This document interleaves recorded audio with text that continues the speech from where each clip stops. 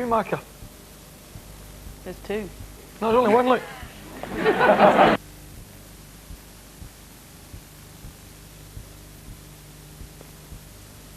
And now, as we begin a new year here on TVS, we take a look back with a miscellany of items, some already seen, but others, until now, unseen.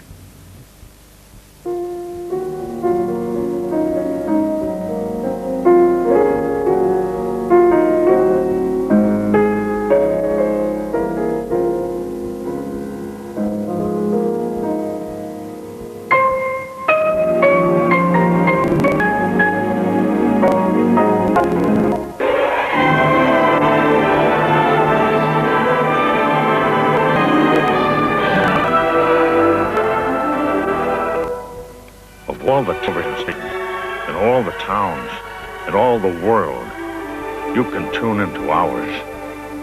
Here's looking at us, kid.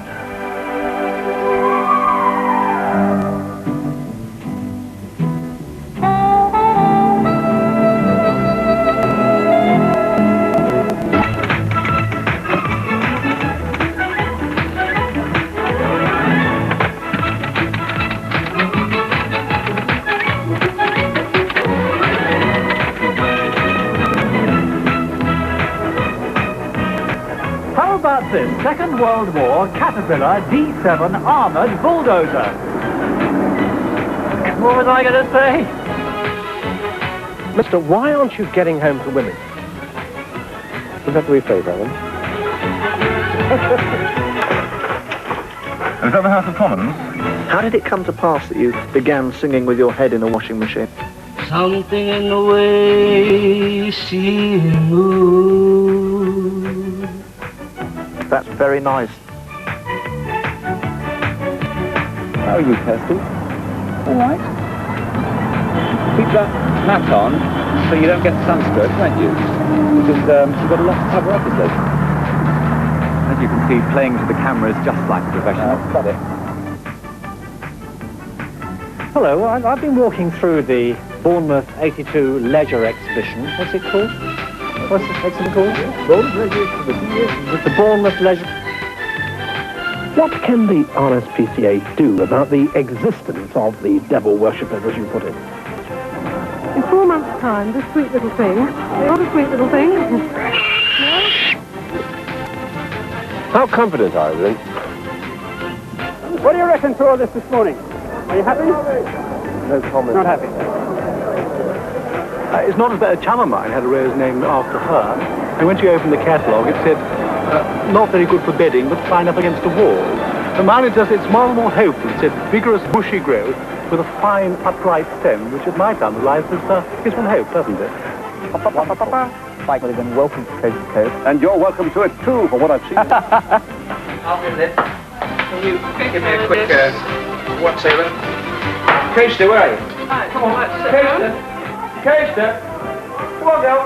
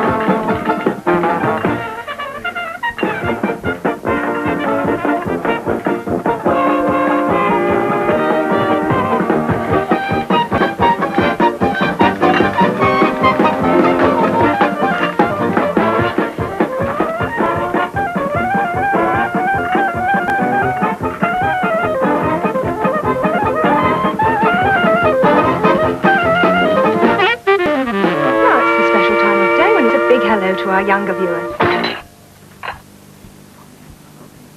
It'd be a lot cheaper if they just let leave the studio every now and again.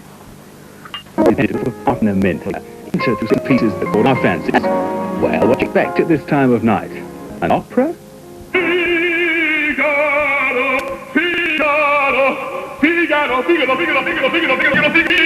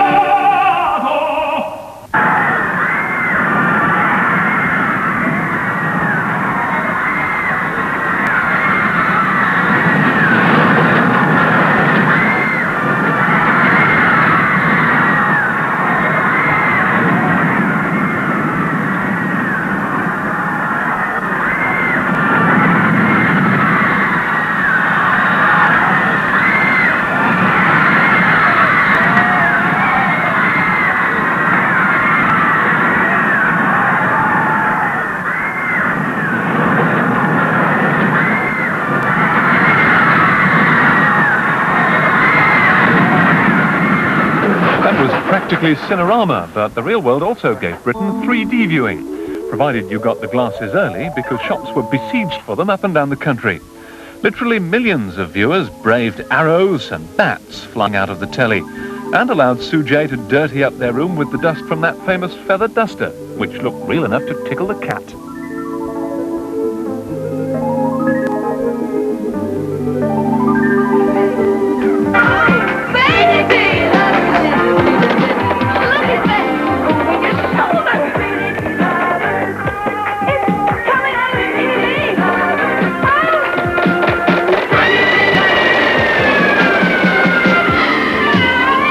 Good evening. Now, I make no apologies for inserting a serious note at this point. I'm here on behalf of my colleagues and myself to talk to all of you who celebrated the New Year yesterday in the traditional fashion. We hope the headache is better. Now, we've tried to play our part. We've taken out of this program the excerpts from the Real World show about the effects of smoking and drinking. At this time of night, we need all the viewers we can get. Okay. Early on Saturday mornings was 73. When to make up on the big degree look like a service course. Okay, well, can you whistle using 2 fingers? Yes. No, come on, let's have a look now. No, I'm sorry, not correct. Use his mouth as well, and therefore, Right, you didn't quite make it over. Safari! Blankety blank.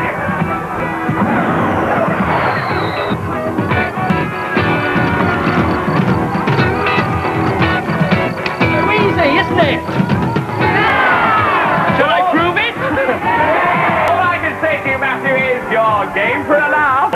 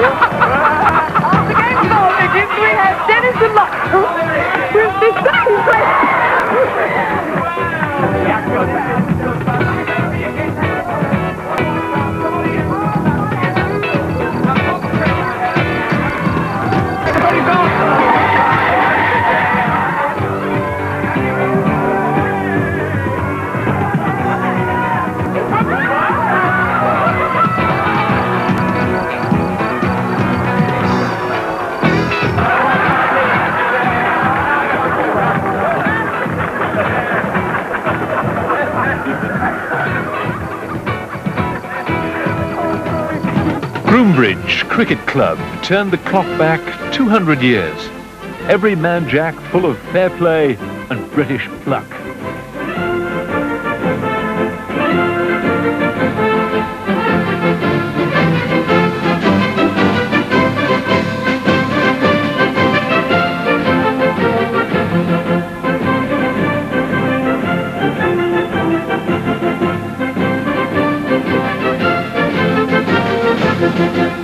Oh, batsman, rise and go and stop the rot, and go and stop the rot. It was indeed a rot.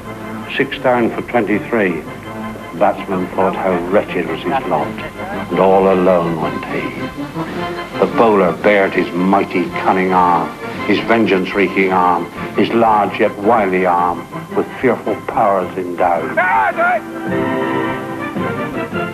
batsman took his guard, a deadly calm, fallen on the crowd. Oh, is it a half volley or long hop? A 7th bounce long hop? A fast and fierce long hop that the bowler let it fly? The ball was straight and bowled him neck and crop. He knew not how nor why. Full sad and slow pavilionwards he walked. The careless critics talked. Some said that he was yorked, a half volley at a pinch. The batsman murmured as he inward stalked. It was the extra inch.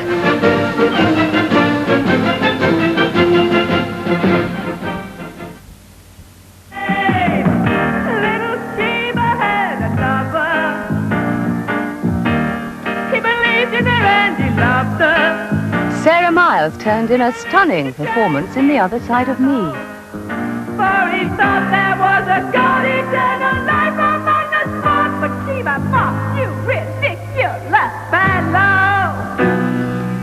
She said, I'm atheist, not agnostic, and I ain't impressed by your justice. We all have one life like the cat. I have no religion, I've made my decision. Death is the end, and that's that.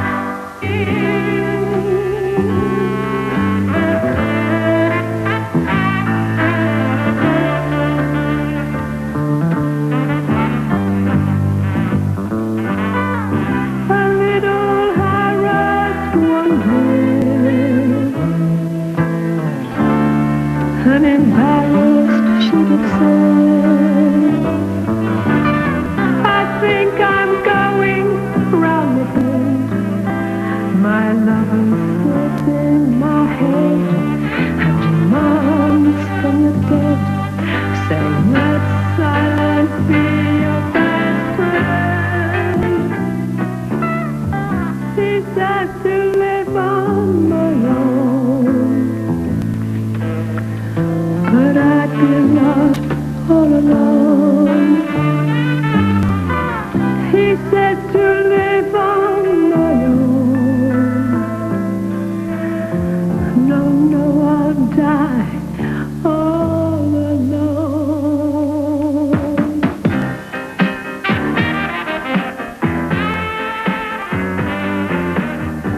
Because of Jesus and the blood,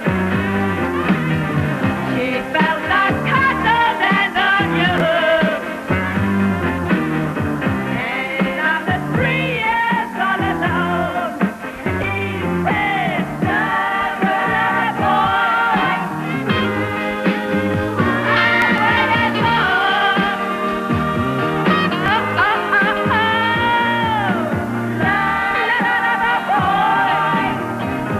I've been patient, I've been strong. Well, I done all you said, my career's so dead. I've been damned by your dead escape. So come down from the sky, let me see your love light. Give me proof that little Sheba is safe. Sheba! Sheba Shallow was her name. A belligerent non-believer. The only thing she worshipped was fame. Fame. Fame. Fame.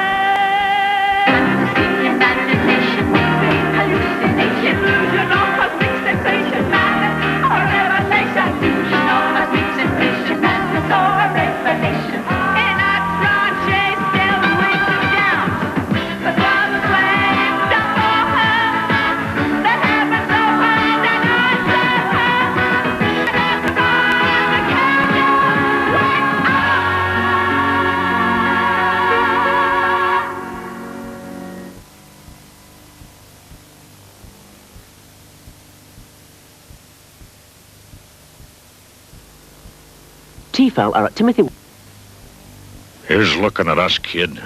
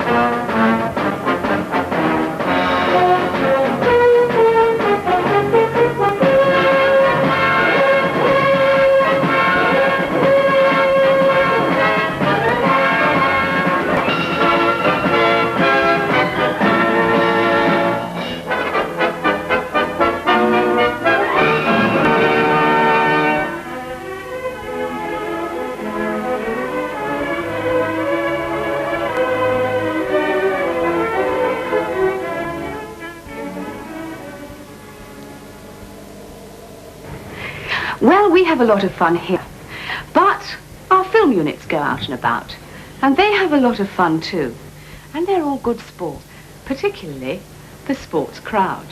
Have a look at this.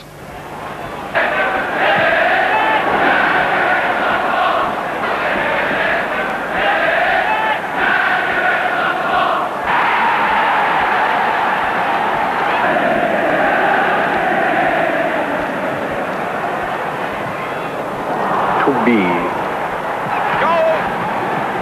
or not to be? That is the question. Whether 'tis nobler in the mind to suffer the slings and arrows of outrageous fortune, or to take arms against the sea of troubles and by opposing end them. Sleep. To sleep, the chance to dream. Aye, there's the rub.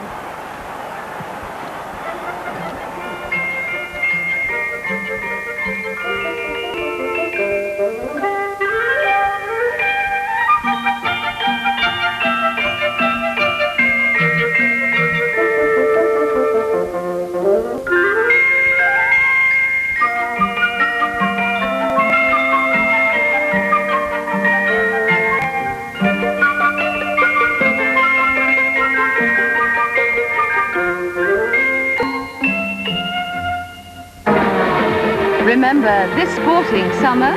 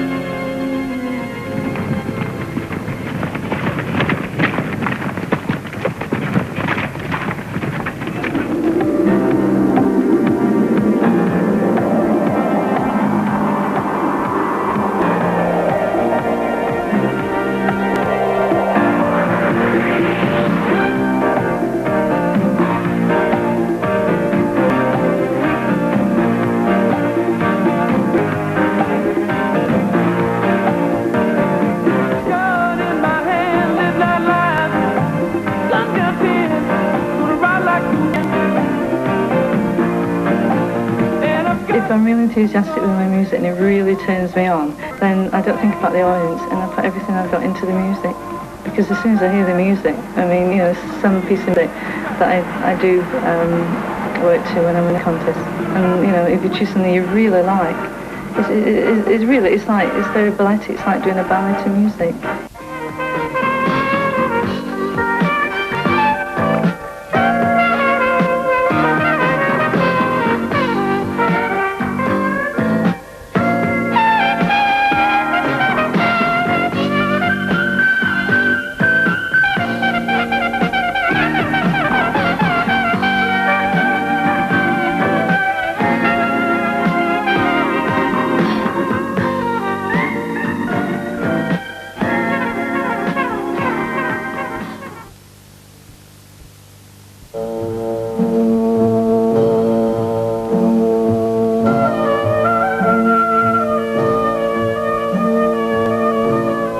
It isn't often you see anybody smoking on television these days, and I sincerely hope this is the last time anybody will ever see me smoke, because I'm determined to give up the filthy habit.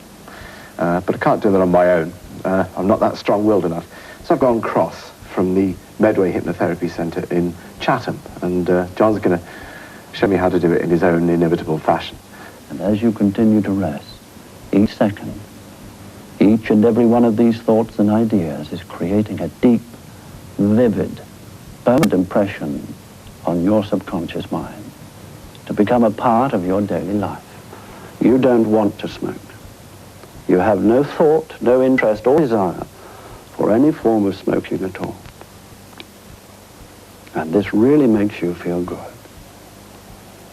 Now, with this awareness drifting through your mind, you're now going to ask you to listen carefully to my voice. I'm going to count now from 1 to 5. On the number 5, I will say the words wide awake. When you hear these two words, you are quite literally wide awake, feeling really good in every way and in total control of all of your faculties. 1, slowly, easily, naturally and gently, you are returning to normal conscious awareness. 2, each muscle and nerve of your body is wonderfully calm and so relaxed. 3, you've relaxed very deeply and thoroughly enjoyed doing so. 4, your eyes now begin to feel sparkling clear, just as though they've been bathed in cool spring water. 5, wide awake, eyes open, take a nice deep breath. Fill up your lungs and have a stretch if you wish to. And tell me how you feel. I feel fine. That was not for women only. Patrick did cut down, but he didn't stop. Turn on a friend. Show him the light. Turn on a man. Radio feeling. Don't worry, it's just makeup. Now, how should you stage an accident of someone being clouded by an opening door? Well, while you're watching, by the way, it really isn't true. The first radio series was shot entirely in the set of the men's loo. Oh, no, it didn't work. Stand by. No. Oh, no, do it again. Hey. Whoops. No. And again. A bit quick. You never give us 5, John. You just give us 1. You do. That's right, that. Perry, not many people complain about that. No. All right. Come on, do it again. Oh, Terry, I'm terribly sorry. Was that me?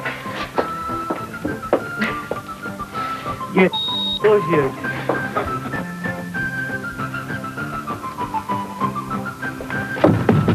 No. Nearly. And again. No. Getting better, Perry. Rubbish. And again. No comment. Mr. Leo, you can't say that. Sorry. Can't say that. I've got one line and I've forgotten it. What is it? What's it about? Give us a clue. I haven't got any. What's it about, seriously? Hold it, boys. Annie. I sat on the buttons. Can you give me a bit more room there? I want to do a piece on a couple of dubious escort agencies. I got them out of the Courier. Good. I thought if we could fix it, I could No, no, no. Turn on a friend. Show him the light. Turn on again. Radio Phoenix. Well, just a year ago, TVS made its debut on your screen, and to you, well, you probably thought we were all pretty new and pretty green. Well, sometimes we thought we weren't too. However, now, with the advent of Channel 4, we feel more or less old hands. And we feel, too, quite good friends of yours, hopefully. Until the beginning of November, we thought Channel 4 was just some sort of perfume. But now we know better. And, of course, one of the things that we announcers have to do is to tell you what you can see as an alternative viewing on Channel 4. Well, at this time, on this night, if you turn to Channel 4, all you'll have is black, because they've closed down. That's not what we're going to do, however. We have some more entertainment for you. Harry, Larry, Barry, Gary, Carrie, and Jim. Barbie, Cindy, Wilbur, Kurt, and the High Beaches of Hairspray, that super beauty queen. Yeah, Mary. Yeah, Wilson.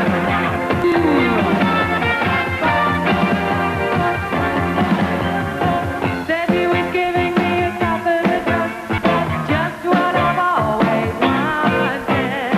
And then he said he'd give me more of that stuff. Just what I've always wanted. But you don't give me anything. And I don't ask you just yourself is good enough. That's just what I've always wanted. Just what I've always wanted. Oh, just what I've always wanted. Kathy Palmer wanted a chat. Come, Charlotte Webb, from your rest and give me a sign. Speak to me. Rise up. Charlotte Emma Webb. Charlotte Emma Elizabeth Webb. Come over to... Look, I'll give you just 2 minutes, then I'm going home. What do you want?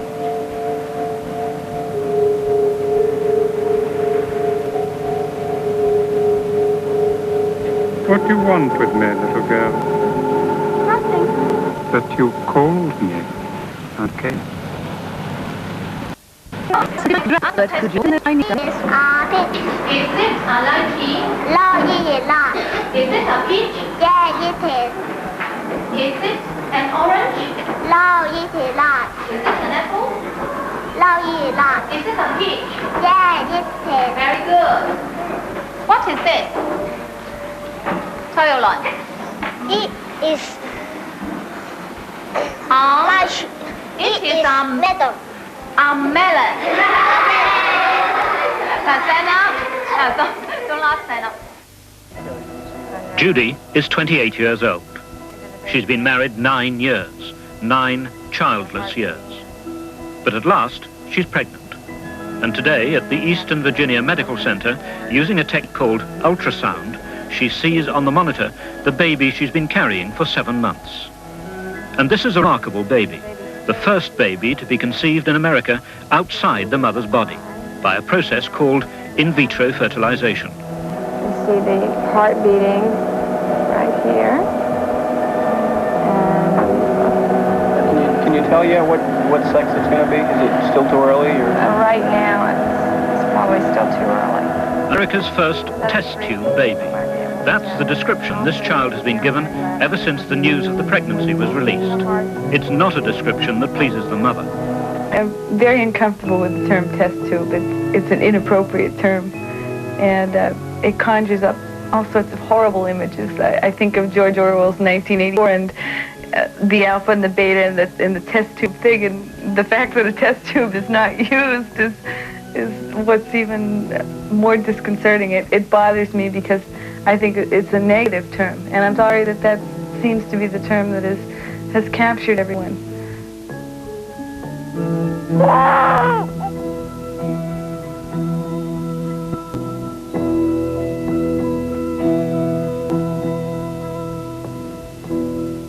we really don't have that much time left this evening. Over in the company studio, the cocoa's getting a trifle cold, I suspect. Nevertheless, there is one extra item. We've been doing looking back. Let's take a look ahead with the help of our promotion department. They're the people that make the trailers. There are 3 of them. One is, one isn't, and one definitely doesn't. And from the promotion department, we're used to their customary style, panache, artistry, and above all, restraint. Dwarfing the mightiest, towering over the greatest.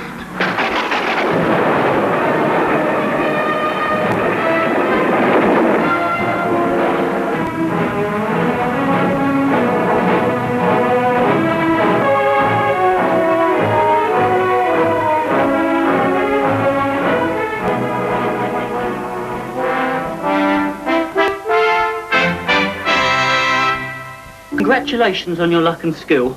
I'm not sure which. You won £758,000 and 27 pence. The boy who won the pools. The estate agent calls himself Mr. Geisha. He will provide for us the keys of the house that I have found for you. That's really very nice of you, Claude. Would you mind going a bit slower? This really makes me very nervous. I mean all the other traffic, not you, Claude. No. Ah, hey. It's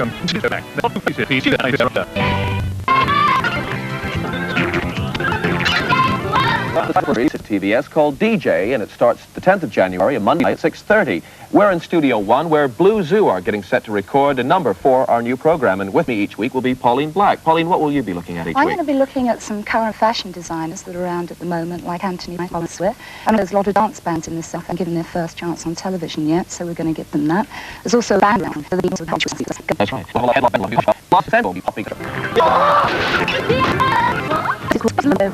Things fought for them. Did you know the first ship to go around the world did it for spices? Plenty of food for thought and plenty of mouth-watering ways in which to spice food and drink. Well, there we are. And to use my best announceries, a fascinating look at the programmes up and coming here on TVS for 1983, which we hope you're going to enjoy. Well, that little preview or review of 1982 means that we've come to the end of that programme. We hope you enjoyed it, and nothing remains but for me to say on behalf of all my colleagues, adieu. But before I go, one thing that we're constantly asked is that what do we like below the desk? We sit here, you see us sitting in front of the desk, and people say, what do you like below the desk? What do you wear? What do you have on below the shirt?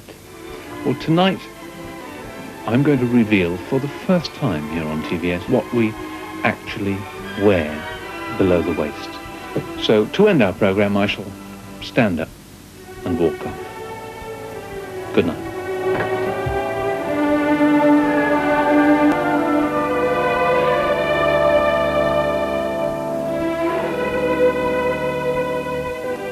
Here's looking at us, kid.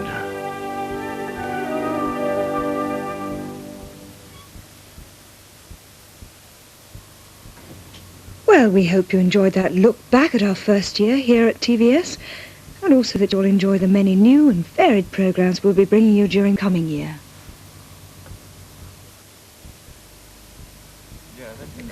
Keeping you company tonight are Rabbi Hugo Green, Bridget Plass, and Adrian Plass. By the discomfiture, or whether it is, you know, that they're really... I don't know if you've been watching the same programme as us, but what about real life? I mean, the trouble is you can't do it again in real life, can you? I mean, you make a mistake and you're stuck with it. You're not allowed to go out again, close the door, knock and come in again and start it, are you? But it's nice to think that, in fact, you do have a second chance. And if you had the opinion or the feeling always that whatever you had done, this was it, there is no way of going back on it, I think it would lead to a whole series of very depressing situations. Whereas, you know, hope springs eternal. There is something about wanting to come up, try it again and again and again and again. And at the end, I suspect you can do better. I think the whole business about growth is connected with this about making mistakes, though I happen not to believe that you have to make mistakes in order to grow. Nevertheless, we always talk about growth as being a painful process. I suppose that pain are all the series of mistakes that you make along the way. In the work I do with kids, we often have to telescope this learning process and organise situations where they can practice doing things in a different way, so that the areas where they came in conflict with the community previously, they're better equipped, they have more skills to cope. I mean, a girl coming through a door and saying, "Can I go out Thursday evening?" and me saying, "No, you can't." She says, "What can't I?" She goes out and comes in again. She says, "Can I Thursday evening?" I say, "No." She says, "Oh, okay, I expect you've got a good reason for saying that," and so on and so on. That's a very formal thing, isn't it? I mean, if it rested at that level, it would be some sort of indoctrination that you were doing. But it is to do with, I mean, we do it with our own kids, don't we? You know, we have quite a lot of things we say, well, that's all right in this context, but, and Matthew has developed a thing, but this is what I don't say when I'm staying with Nana and Grandpa. You know, it's become a sort of phrase. And that's fine as far as I'm concerned. Because he's learned from experience. Yeah. But certain things are But also because he's suitable been for told. I mean, we've said to him, don't say that with Nana and Grandpa. Because you it will can say it upset with me, us. you know. You also discover there are certain things you say and they hurt. There are other things you say, or better still, other things you do and they please. And eventually, it's a question, what do you want to do? Do you want to be that contributing member of the family or the school or the community, or do you want to be the one who sits on the sideline and just watches the others get on with it? Are you But the danger, of course, is there's so many people in our society who haven't wanted to be the person who sit on the sideline, but who their growing process has been so blinking painful, has been that it's been all that way, you know, the whole phrase of more sinned against than sinning, you know, that actually they're the ones that form the homeless on the streets, they're the, you know, that they didn't have that And isn't it therefore, you know, I mean, part of the thing we are talking about here, how important it is to have a family or a community which allows you to make mistakes, and doesn't come down on you like a ton of bricks and says you've got to be perfect or else. Isn't this really what sort of family love is really about? Yeah. I think a lot of religious communities don't allow that, do they? But it's this thing here, isn't it? You know, that the family unit, on the whole, knows each other well enough, you know, it's stable enough not to be fearful of each other. You know, and a community is strong enough, whether it's a Christian community or whatever community. Certainly the Jewish community is the same thing. You know, it's strong enough to aid people who are not your perfect people. Don't fail, you know, to I actually sometimes think that a society or a community which is made up of perfect people must be very boring. I think it might. Well, I've never met one. No, but you know, it's my fantasy. Maybe that is my way also of justifying the very imperfect kind of world in which I live. I think people are often shocked when they are forgiven by their community, aren't they? Because their experience has been that you're rejected if you make a mistake.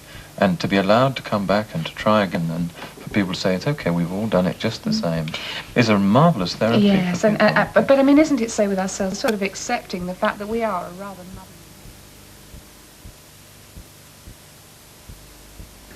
Now the weather forecast for the TVS area. Periods of rain are likely both overnight and at times during the day, and it'll be generally cloudy. It'll become windy with fresh to strong, perhaps gale force southwesterlies. Temperatures will be close to 9 degrees centigrade throughout. And that brings us to the end of our programmes until 9:30 in the morning, when we start with Sesame Street. So until then, from all of us here at TVS, this is Judy Matheson wishing you a very good night.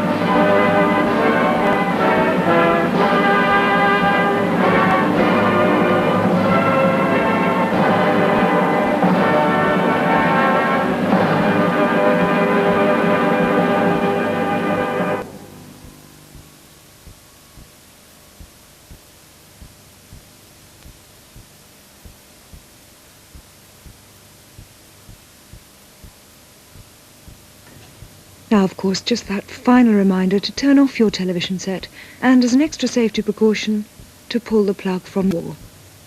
Good night again.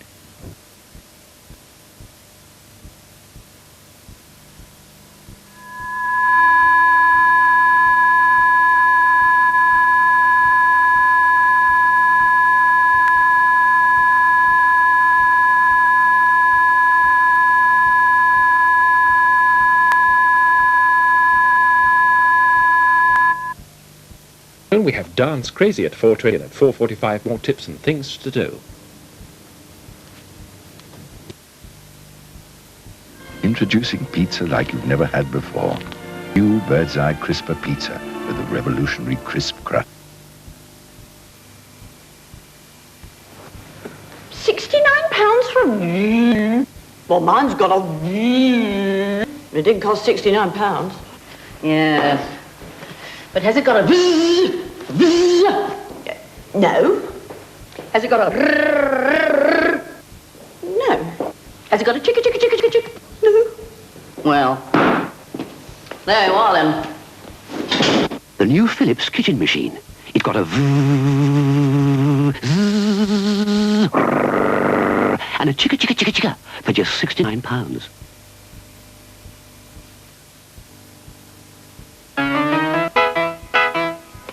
Didn't we have a lovely time those far-off days with Anchor? New Zealand butter was Britain's favourite long before you were a little girl. In fact, it's exactly 100 years ago that the first shipment of New Zealand's sunniest product, that golden butter, first came to these shores. Celebrate this golden centenary with a chance to win a luxury New Zealand holiday with Air New Zealand. And by enjoying that golden taste from New Zealand today. So far away and I anchor today for those days now. Anchor butter. Roll on the next 100 years.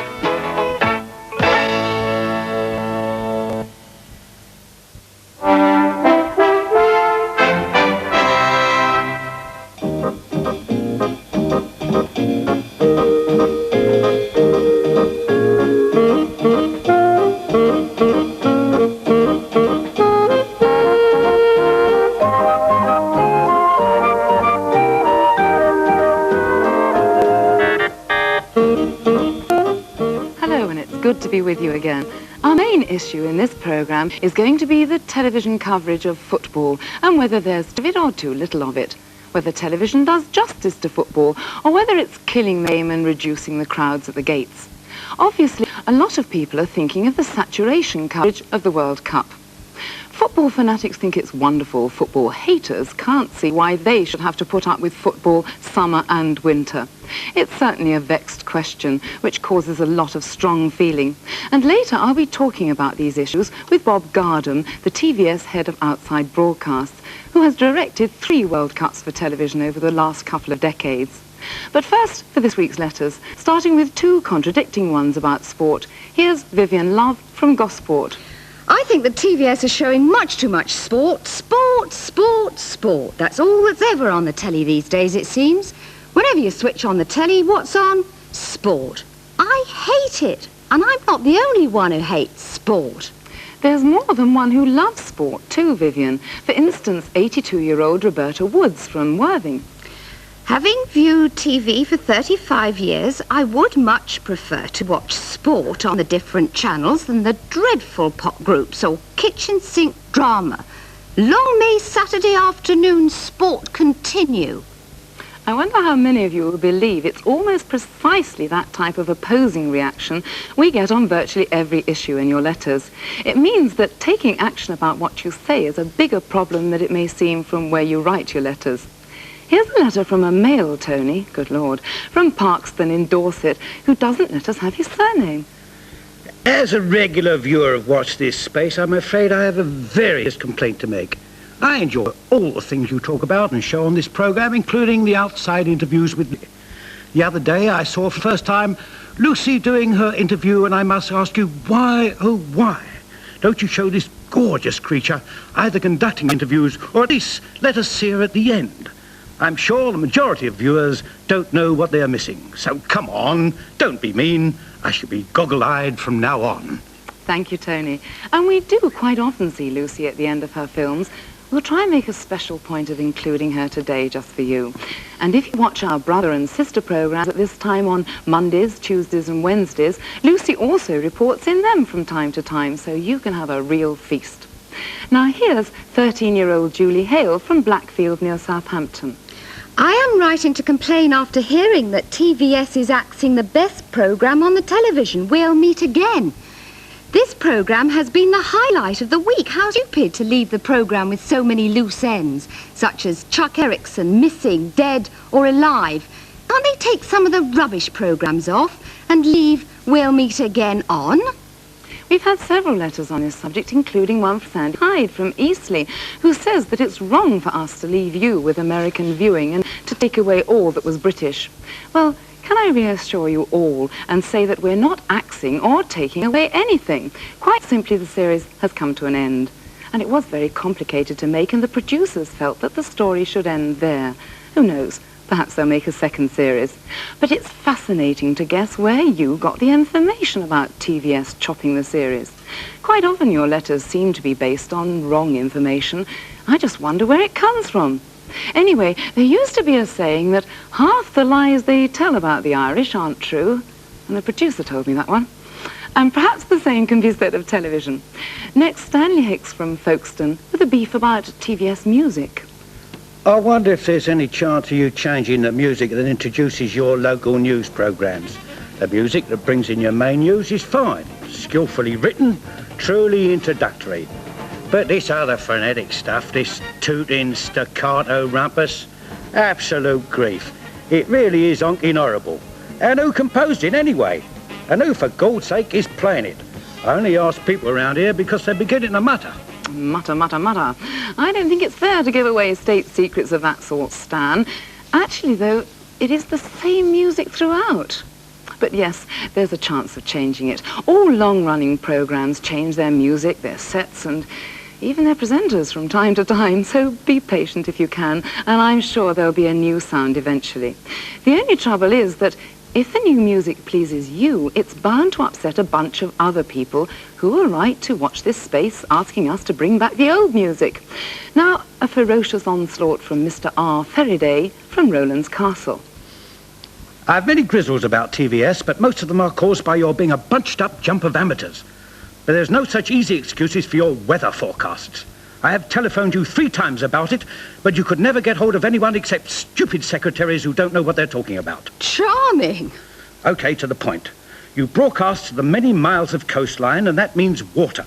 H2O, wet stuff. Look it up in the dictionary. It may also surprise you to know that boats, ships, people float on it. Thousands of boats, windsurfers, etc. every day. Sorry not to read all your letter, Mr. Ferriday, but you do go on a bit.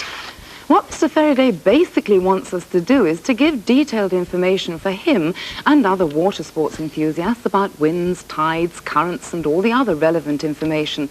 Well, I'm sorry, Mr. Ferriday, but we just can't do it at the moment. But we'll talk to our weather people and see what can be done. Meanwhile, if you look in the back of your telephone dialing code booklet, you'll find numbers to dial for all the coastal regions in the country, including the TVS area. Phone them rather than us, and you'll get a very friendly recorded message. Here's our last letter this week from Mr. Smith from Basildon in Essex. I was appalled to hear on your TVS programme Points of View. Watch this space, actually, Mr. Smith. You really mustn't taunt Barry Took like that. He doesn't look like me at all. When the vicar's daughter justified the cruelty and undue suffering of fox hunting. In my view, the majority of the people involved in the hunt are a bunch of snobs with nothing better to do. And the only reason I can think of why they take part is to keep up an image that associates wealthy people with the hunt. I wonder how many of them would join in a corgi hunt. Mr. T. Smith, Basildon, sensible middle class. Perhaps you've pioneered a new sport there, Mr. Smith. Corgi hunting. Well, thank you all for your letters and for all the trouble you take writing them. They certainly add interest to our lives, and I hope you'll keep them rolling in. Now, back to football. And Tony, you're getting goggle-eyed. This week, Lucy went to Winchester and asked people there for their opinion of the massive coverage of football on television during the World Cup. Well, I love football myself, yes. No, I couldn't really care less about the World Cup, to be honest. Looking forward to it very much, yeah. Yeah, it should be good fun. Well, I don't really give a damn about football, really. I don't like it much. I should watch it. I can't do nothing else. You know, I'm one of those strange people, and I'm afraid that the only thing that I can say in favour of football is that it's marginally less boring than cricket. I just think it's a good idea to have it all covered on telly. It wouldn't matter to me if it's not on the television. You're going to watch all of it? Most of it, yeah. Well, I'd probably watch maybe a final or something, but I'm not particularly interested. Never get tired of it? Of not football? No. No, I don't mind. I like tennis now and again. But football's my favourite. Darling, we don't watch television. What do you do? What do you think? Well, Tony, apart from the one or two who've obviously got far more interesting things to do, there's an enormous amount of enthusiasm in Winchester for the World Cup. The lovely Lucy. Now, here's Bob Garden, the TVS head of outside broadcasts. For the last 3 years, he was in charge of the big match. He's directed 3 World Cups, 13 FA Cup finals, and 2 royal weddings, whatever that's got to do with football. And, Bob, can you tell me, are television and football exactly good for one another? I think so, Tony, yes. I mean, they've been together now for 20 years, the old saying. We could sing that. They've enjoyed, yes, we could. They've enjoyed the exposure, and we've enjoyed the viewing figures. So, yes, it has been good for one another. I'm not so sure that's the case now. I think it has been overexposed, but that's another question, and I think, you know, television and football are looking at this problem. What do you think about the riots and the trouble at the gates? Do you think people are maybe staying at home and watching television rather than going? Hooliganism is blamed an awful lot for this, for people staying at home watching television. I don't think it is entirely hooliganism. I think football has got to look at itself. I think the major problem is in the type of football they play. The defensive football of today is not what the public want to see. And that is why they stay at home and see television, because television coverage is edited and they only see the best parts. You don't get the boring parts. Actually, that reminds me, because the other day I saw the FA Cup or whatever it is, and I found it really not all that interesting. I mean, is it because we didn't see the bits that you edit so cleverly? Well, that's interesting. It's the first one in 13 years that I haven't done. That's why? No. I think it wasn't a good game. Basically, it wasn't a good game. You say a friend of yours went to see it and said it was a good game. It's a matter of opinion. It wasn't a good game, so that's simply, I don't think you blame television for that. OK, well, thank you very, very much, Bob, for coming along and seeing us. There's no Watch This Space next week because of the Pope's visit. We thought we'd better give way just this once. But I'll be back in a fortnight's time. See you then, and keep writing. Bye.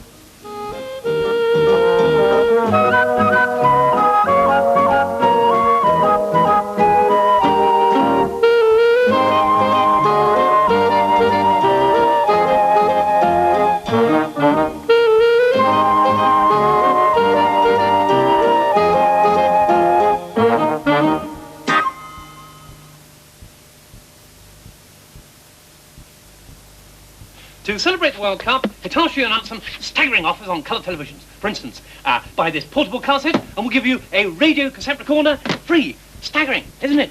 Or buy this Hitachi 20-inch cassette and we'll give you this stereo radio cassette recorder free. Isn't that staggering? Or best of all, buy this Hitachi 22-inch cassette and we'll give you this black and white set free. Now, isn't that really staggering? See your Hitachi dealer now. And this unseeded British youngster really has McEnroe worried now. We could be on the verge here of the biggest upset in Wimbledon's history. A lovely backhand down the line pulls McEnroe out of position. Now a cross-court forehand. He's got such good footwork. He plays a perfect approach and he moves in and puts the ball away superbly. 5-4, final set. Just 1 game away from the title. Robinson's barley water. Anything else just isn't tennis. Championship point now. But yes, he's done it! Raindrops, we're wet through. Sounds like your Simon could be wet through. He is wet.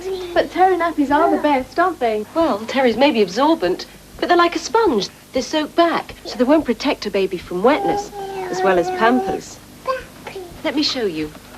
Pampers has thick padding to soak up the wetness, and this special liner that works like magic. It lets the wetness soak through, but helps stop it coming back to wet the baby's skin. Like a one-way street. And here's the proof. A Terrier and Pampers are made equally wet.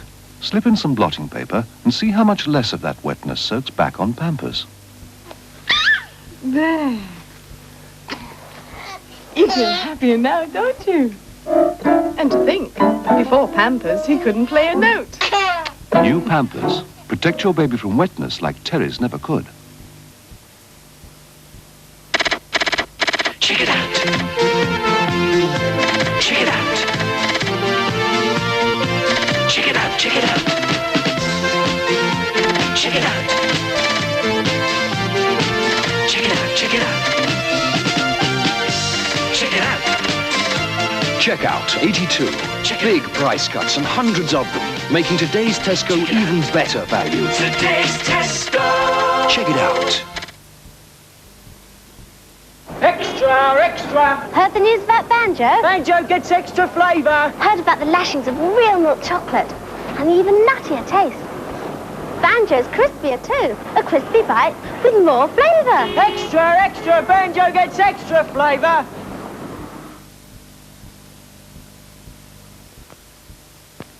When the air that you breathe is no longer fresh and clear, Airfall, open it up. Open it up. All around the home, you'll be glad you got us here. Airfall, open it up. Open it up. New Airball is full of nature's own ingredients to help keep your home fresh the natural way. Airfall, open it up. Open it up. You're watching TVS. At 6:20, Crossroads. Now at 5:30, Coast to Coast.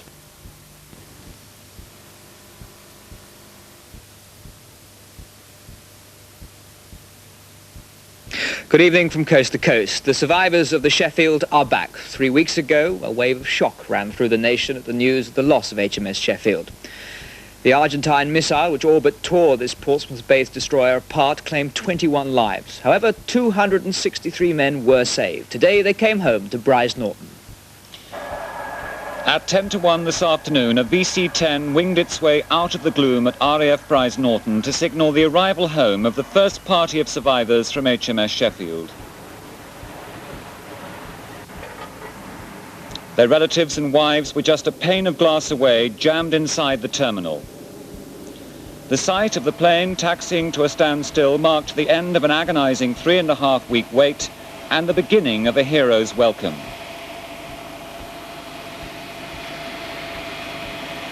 A private reunion had been planned away from the glare of a massive press and television corps who'd come to record their arrival home. And then suddenly the doors were open and the first of the survivors came down the gangway, led by Captain James Salt. The first British survivors of the war in the Falklands were home. And then the rest of the men emerged in single file from the aircraft.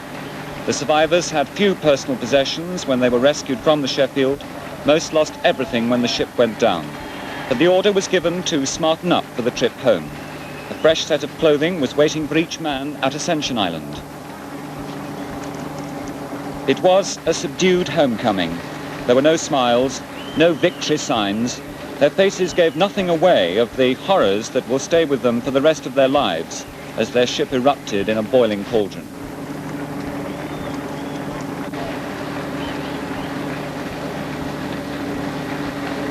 And then the tension fell away. The orderly arrival gave way to an emotional welcome. Oi!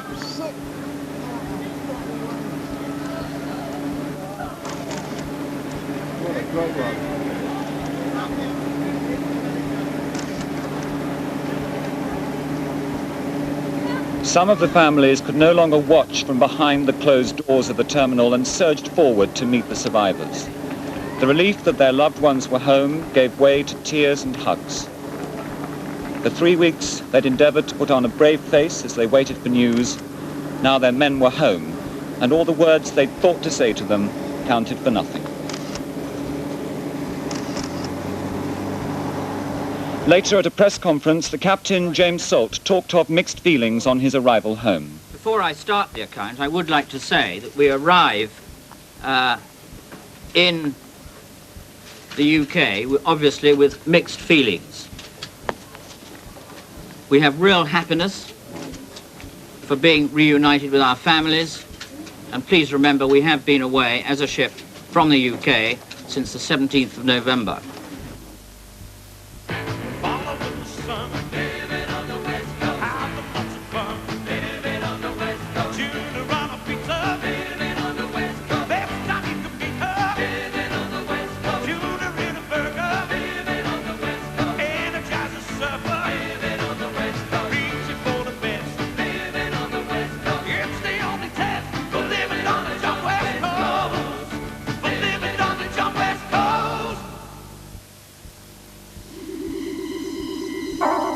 Before even sun lovers know they're burning, it's too late.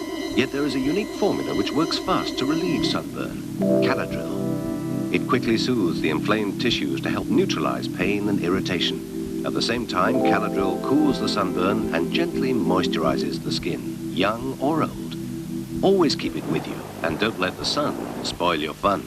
Caladril, effective relief for the pain of sunburn. Ta-da!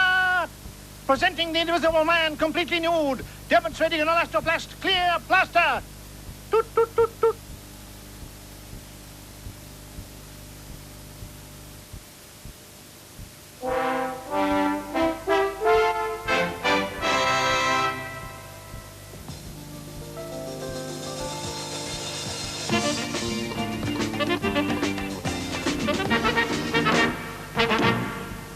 Good afternoon. The Queen and Prince Philip are to go ahead with their visit to Brighton next month, despite the town being named as a possible target for IRA bombers. But instead of travelling to St Dunstan's by rail and by road, the royal couple will travel direct by helicopter. Tilmanston Colliery, one of 3 pits in Kent, is to be closed.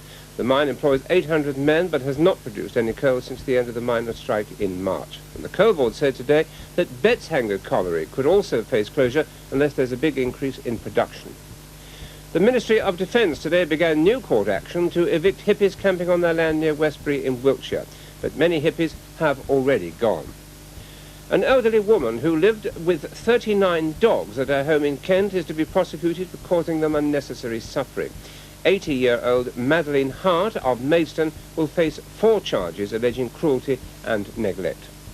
7 people, including 3 policemen, were injured during violent clashes between rival gangs of teenagers at Newbury in Berkshire.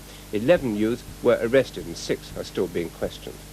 All air crews in the Channel areas and northern France have been asked to watch out for a runaway helium balloon.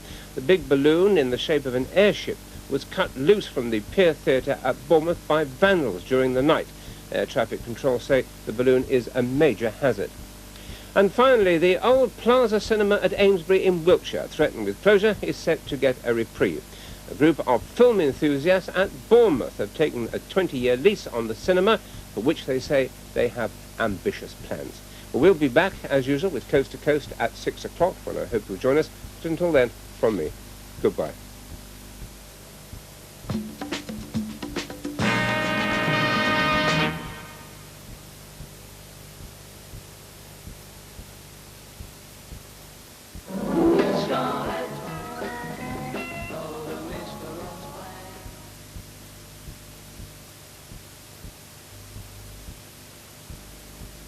No, oh well, thanks very much anyway. Goodbye.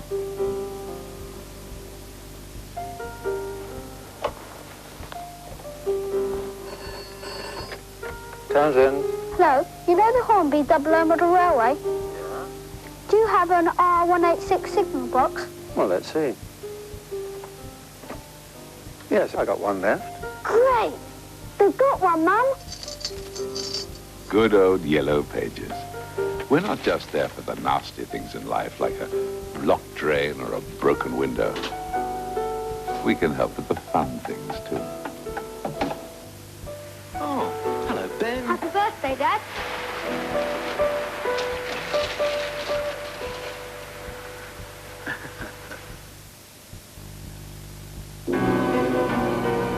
In every home, in your home, germs may lurk unseen, breeding, multiplying, spreading, like this.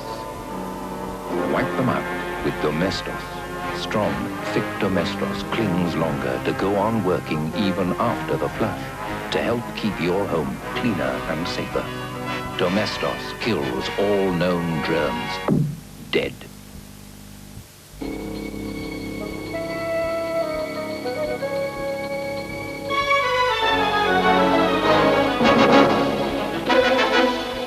Gold, the ultimate symbol of achievement. And when it comes to color photography, no one has achieved more than Kodak. Now comes Kodacolor Gold, a new 35mm color film with a latitude of exposure designed for today's cameras. Keep it with Kodacolor Gold and take the next step into a clearer, brighter, more colorful future.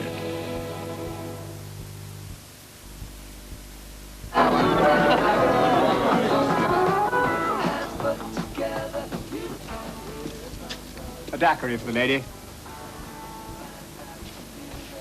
What do people drink around here? Oh. Perhaps I'll have a pint of Strongbow. Strongbow. Strong, straight, true. If you know where to look, there is so much to enjoy in our glorious countryside. Yet its dramas and excitement are so often hidden from view. But now, to guide you through the countryside, there's a weekly magazine that will show you where to look and what to look for, helping you unearth its secrets and make your own discoveries. Part 1 contains this free bird spotting guide to get you started. The living countryside at your newsagents now. B&Q's new one-stop DIY Supercentre opens 10 a.m. June the 19th with amazing special offers at Portswood Road, Southampton. Nothing tastes better than Eden Vale crunchy cottage cheese, because we cram in the cream of the country.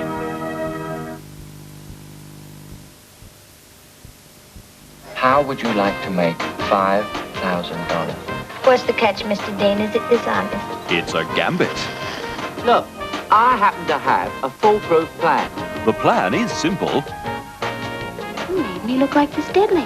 Exactly. And when Shabandar learns about you, we will be invited to meet him. Unfortunately, the robbers are also simple, and the burglar alarm is complex. Can they get away with the gambit? Tonight at 10:30 on ITV. Now the troubleshooting ladies in charge are hired by a Russian countess to find her missing jewels.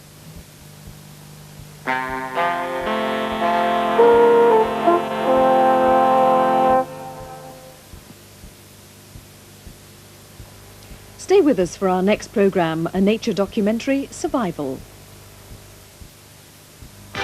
Tonight at 7, Diamonds.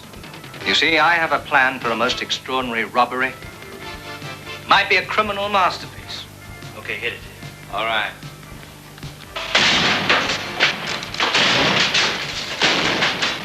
Murder, mystery, suspense. Diamonds. Tonight at 7 on Television South.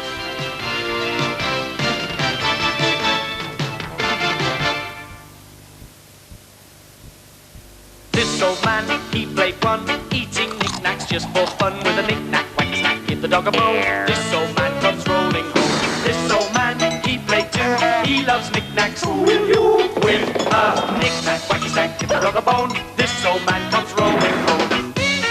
Knickknacks, the wacky-shaped snacks, in 3 delectably different flavors. This old man comes rolling home. Knickknacks, the wacky snacks.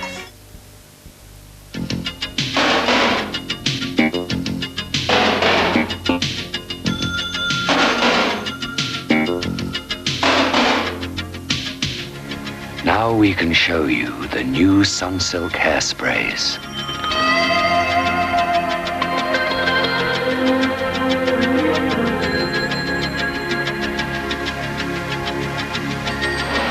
The new Sunsilk hairsprays hold the look. Rizzo, my favourite. Breakfast mit apple sauerkraut. Schinkenwurst, bravo. And all go Emmentaler on lamb broth. Mmm. Congratulations, you chaps. Gas beer is on the house. I say, umpire, what's the decision? Yes, cat and speck meat befeffer, how is it? A hit! A very palatable hit! German food. So much more to enjoy. Walls feast, ah! Oh, choc on choc, it's the treat. Walls feast, choc-a-block, choc on choc, can't be beat. Walls feast, oh, choc-a-block, choc on choc. Lick it, chew it, so much to it. Got it, get it. Walls feast. You've always felt good about Blue Band, and the feeling keeps getting better and better. 'Cause Blue Band's got no artificial ingredients. Nothing artificial. That's the best feeling from Blue Band margarine. It couldn't be better. There's not a grey cloud on the horizon at the Edinburgh Woolen Mills Super Summer Sale. Just sensational savings on stylish knitwear and summer separates. Starts this Saturday at a branch near you. Champion Finnish Spitz Toveri Toby. He's won Best of Breed 17 times in less than 3 years. The Finnish Spitz must be bright and alert, tail over his back, and a very proud look about him. If you love your dog and you want it to be fit and healthy and glowing, it needs to be fed well. Pedigree Chum Nourishment. Firm and meaty through and through. We have some outstanding dogs, and I like to feed them outstanding food, and that's Pedigree Chum. No wonder top breeders recommend it. Fiesta kitchen towel love water. Ooh. And Fiesta love cream. And Fiesta love milk. Carrot juice. Blood. Cheese sauce. Oil. In fact, Fiesta about 40% more absorbent than some bargain brands, which make Fiesta the thirstiest kitchen towel there is.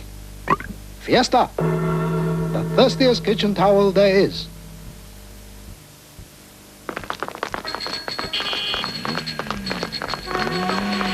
Hannington sale starts Thursday, the 26th of June at 9 a.m.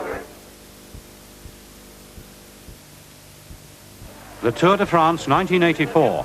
Robert Miller is king of the mountains. The two arms are all we want to see now, and there they are. Miller's won the stage, the Tour de France. It's probably the hardest race there is. First week you're fighting for, you feel like you're fighting for your life. Everybody's trying to get to the front. It's kind of crazy. After that kind of calms down when you get to the mountains, and it's every man for himself then. Miller was on course to become the best racer Britain had ever produced, clawing his way up through the ranks of the European superstars. But competition is fierce through the long, hot season of the continental tours, culminating in the World Championships.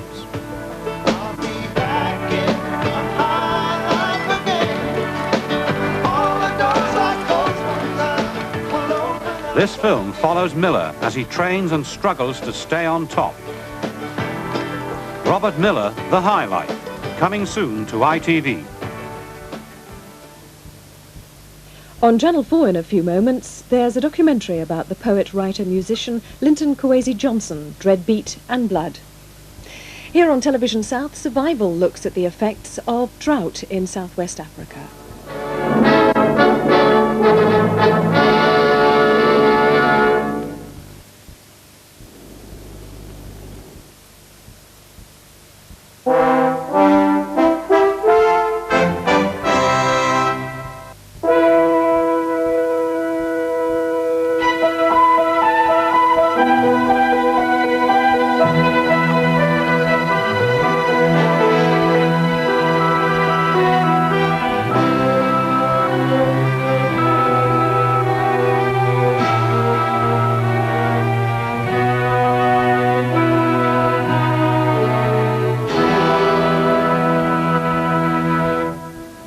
Good evening. Tonight, The Real World builds a small milestone in the history of British television with the first serious attempt in at least 20 years to bring you a picture on your flat television screen which has depth. Not all the programme will be in 3D, but we hope that by comparing directly three-dimensional pictures with the sort we're now all used to, you'll be able to decide whether 3D is just a gimmick or something bound to make a big impact on our lives. We're also going to be looking at places where 3D television is certainly not a gimmick, where engineers are already using glasses like these, which you'll have found in this week's TV Times, to save lives and an enormous amount of money. And incidentally, even if you haven't got the glasses, there is a great deal in the programme to intrigue you. Throughout the programme, there are going to be plenty of opportunities to see 3D so that everyone can have a fair share of the glasses. But do remember, it takes a few seconds for the brain to settle down and for you to see the 3D effect. You may not pick it up straight away. So, to help you all get the idea, here's a simple image to start with. While you pass the glasses round to get the flavour of television with depth, do remember that it's glasses in the right hand, right eye to the green lens, left eye to the red one. Sit well back from the set, as square to it as you can get, and avoid any reflections falling on the screen. And though the 3D picture is in black and white, it does, as we'll explain later, only work on colour sets. Do keep the colour at your normal viewing setting. So, now you've had a little warm-up, here's our first taste of some real 3D television. We're going to precede each of our special sequences with a reminder to put on the glasses or pass them on to whoever's turn it is next. Once you've seen that, you'll see Sue as you've never seen her before.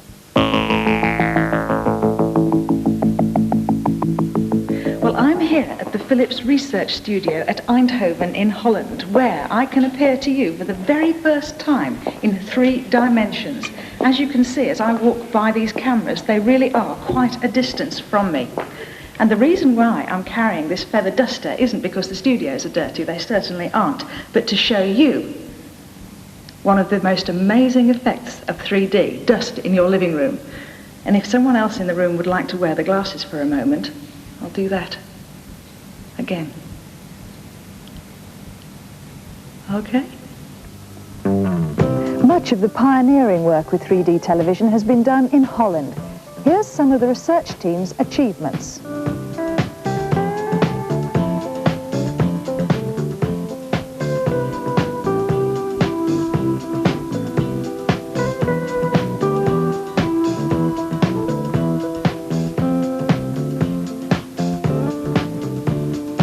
Actually, the principle used to produce those effects dates back something like 130 years.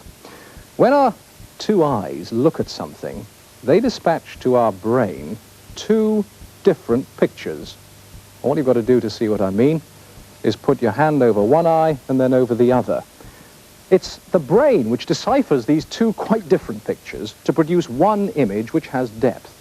Now, in much the same way, here in the studio, 2 television cameras can feed your set with 2 slightly different pictures of the same thing.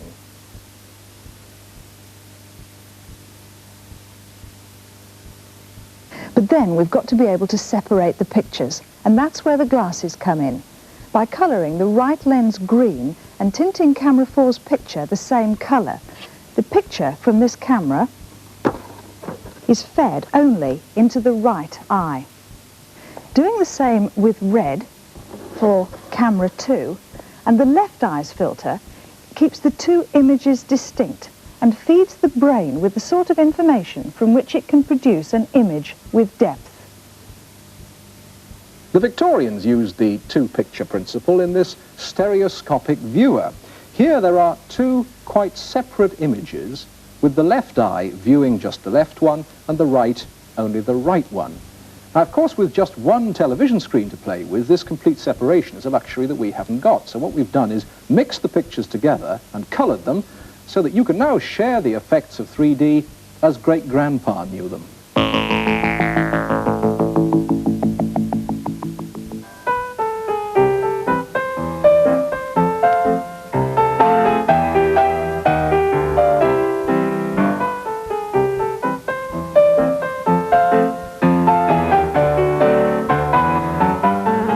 Stereoscopes and 3D weren't just used for fun. During the war, the RAF used the technique to spot hidden tanks and artillery, and their skills have a peaceful application even today, making ordnance survey maps like this one from overlapping aerial photographs.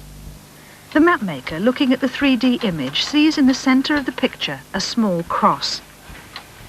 By moving the cross over the features of the map, he automatically drives a pen on the plotting table. The pen mimics the operator's tracing of the photograph and so draws the outline of the map.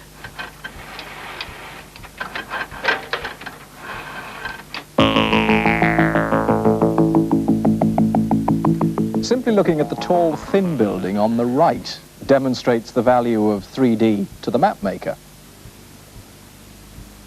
3D, of course, is something many of us experienced years ago at the cinema. With the help of some determined film archivists, we've dug out some historic footage from 1953. It's never been seen on television before, and it records in 3D the triumphal progress of our new Queen during her coronation week.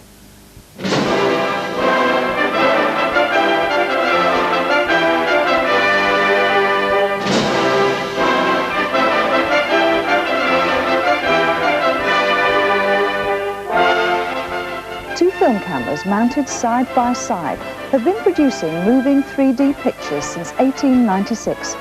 But the quality of much 3D material up to now has been doubtful due to the technicians being unable to see the results until it was too late. Combined with the technical problems of projecting 3D in many cinemas, the popularity of 3D movies waned after the novelty turned to blurred vision and headaches.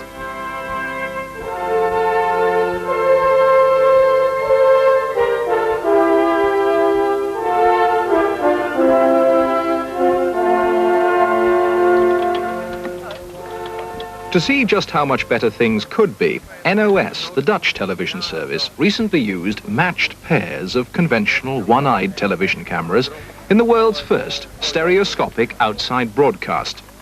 The location, the skid pan alongside the Grand Prix circuit at Zandvoort, where director Rudolf Spoor realized a little piece of television history was about to be made.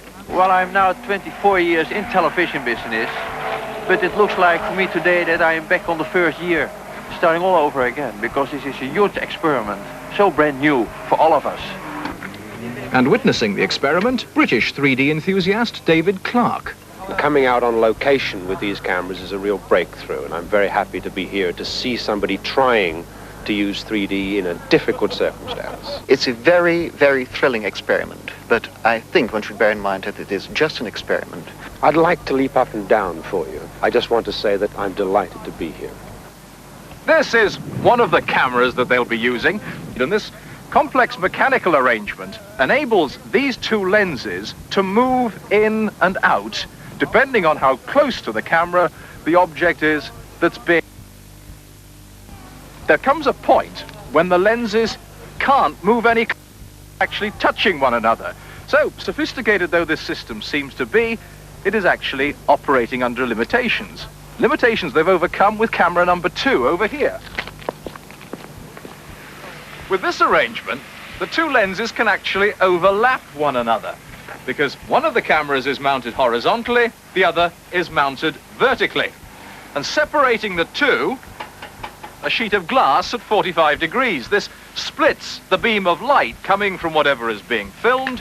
Half the light passes to one camera, half to the other. And although this marginally affects the exposure, the results that this unit should produce will be very interesting indeed. By moving one camera in relation to the other, the two pictures can be lined up through the viewfinder with just the correct displacement. Back in the days of 3D films, slight misalignments left many with headaches. At first we thought that will be the case with television too, but there is one big difference between movie pictures and television, and that is that in television you can have a complete control of what you are going to pick up. Whereas in film you have to wait till it is developed and so forth before you see what mistake you are making. So you'll avoid headaches on the television? That's right, because 3D pictures are so close to reality, you see, that any error you make, any mistake you make, will cause a headache. And this complex rig has been designed to eliminate even the slight misalignment of the two cameras, which could be enough to put viewers off 3D TV for good. Meanwhile, the stars of the program are getting ready. The team from the Zandvoort Skid Control School, led by Dutch motor race hero Jan Lammers. We like to have the effect of ending very close in front of the camera, or either go past it, that you get the effect of that the car, will land in the middle of your room, just in front of the tea or maybe over it. We're just creating some effects, and this is not actually, of course, just a correction thing. This is just pure demonstration. I don't want to appear rude, but are you absolutely sure it's going to be a success? I'm definitely maybe sure that it's going to be a success. You are in complete control. Well, yeah. And here's a 2D taste of what's in store as Jan Lammers takes our cameraman, John Mills, for a spin.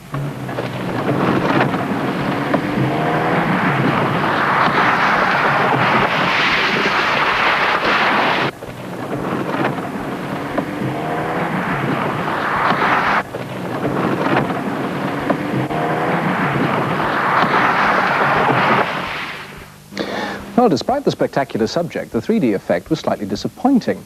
But then, of course, the action started a long way away from the camera, and whilst you can detect depth in an image that's 8 or 9 feet in front of your eyes, it's not so easy when it's more than 60 feet away. Gerb Wouter? Kunnen wij voor jou? Remember, no one has ever done this before. This was a time for learning. And benefiting from their experience with the family saloon, the Dutch crew had plenty of other tricks up their sleeves. Take 2, but this time with a 32-ton truck.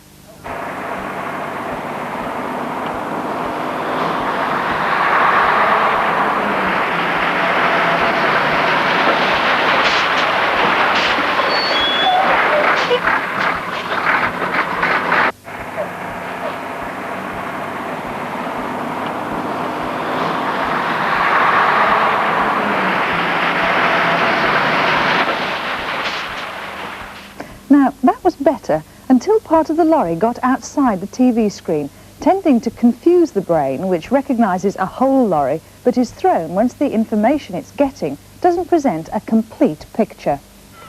The trick clearly was to get the camera set up as close to the scene of the action as possible, but also to contain the excitement within a confined area.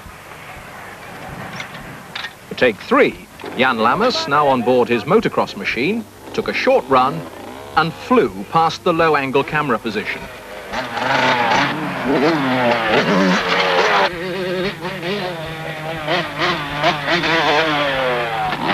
Quick, but better. Learning as they went along, the Dutch pioneers shifted their prototype equipment to the next location. The next port of call for the 3D unit was the local dolphinarium. Dolphins are very biddable creatures. They're great show-offs with a lot of star quality.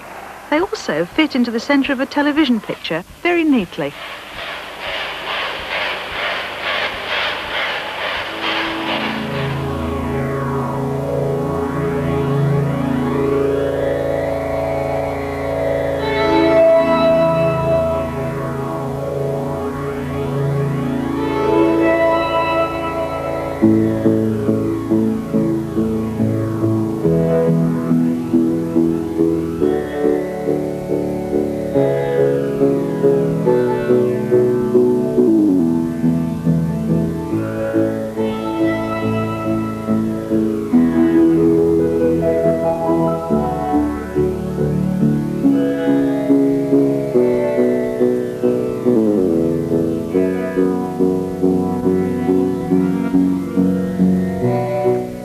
Everyone a chance of seeing as much of that as possible. We'll run some of these clips again towards the end of the programme.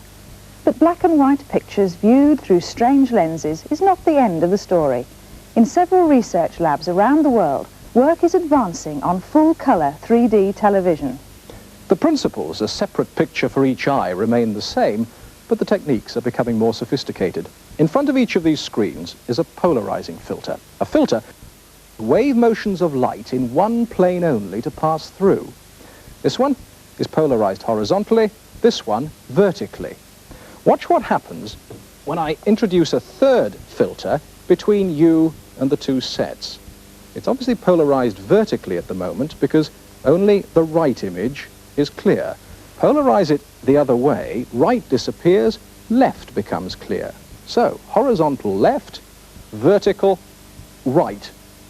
If we equip our television viewer with a pair of spectacles with polarizing filters, one vertical, one horizontal, we have a possible way of separating the correct pictures to the correct eyes. Providing, that is, we've got some way of getting the two pictures in the same place at the same time. And here's one answer. 2 television screens with polarizing filters, one standing upright, one on its back.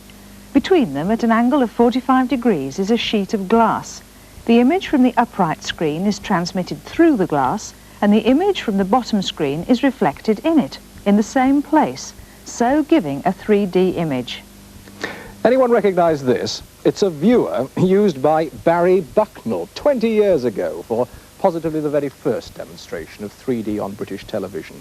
Inside here, a series of mirrors ensures that the left and the right eyes see quite different pictures. Though, of course, the television set had to be split down the middle to carry 2 different pictures side by side.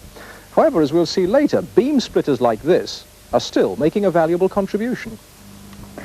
In America, a team is developing an ingenious technique for transmitting 2 separate full-size pictures on one TV screen and separating them without coloured tinting. A pair of goggles are fitted with shutters capable of opening and closing very quickly indeed. When they're in fact connected up to a television set, the shutters are synchronised electronically with the TV receiver, which flashes left and right images very quickly. We can demonstrate the principle in the studio. For the fraction of a second the left image is on the screen, the left shutter is open, then onto the right and back again. In reality, 60 times a second, fast enough to fool the brain, the researchers hope. Rather like film creates an illusion of movement from a series of still pictures. Others aren't so sure, believing that such a wealth of information being fed intermittently to the brain won't generate depth, but confusion. What I've got here is a mock-up of a possible 3D receiver. This screen is a series of lenticules, tiny, almost cylindrical lenses, which take the 2 separate images from a left and right receiver, represented here by 2 slide projectors. We've coded the left one red and the right one green, and refract, bend those 2 beams along a series of quite different light paths. So if I put my head in the right position, it should be possible to demonstrate that all the red information intended for the left is going to that eye, and all the green information intended for the right is ending up in the right eye. Now, as you can see, I don't have an awful lot of freedom to move my head about, but here, in theory at least, is the makings of a full-colour TV receiver for which you could throw away your spectacles. But in the real world, this and other speckless ideas like fast vibrating mirrors deflecting separate images to each eye are, as far as broadcast television is concerned, hardly in the starting gate. Meanwhile, industry is already making valuable use of some of the other technology we've been examining tonight. A team of divers in a disused quarry set out to test an underwater 3D camera devised by Marconi. 2 cameras are mounted side by side in a special underwater housing. There's great potential for using this equipment to inspect pipelines in the North Sea or for other dangerous underwater work.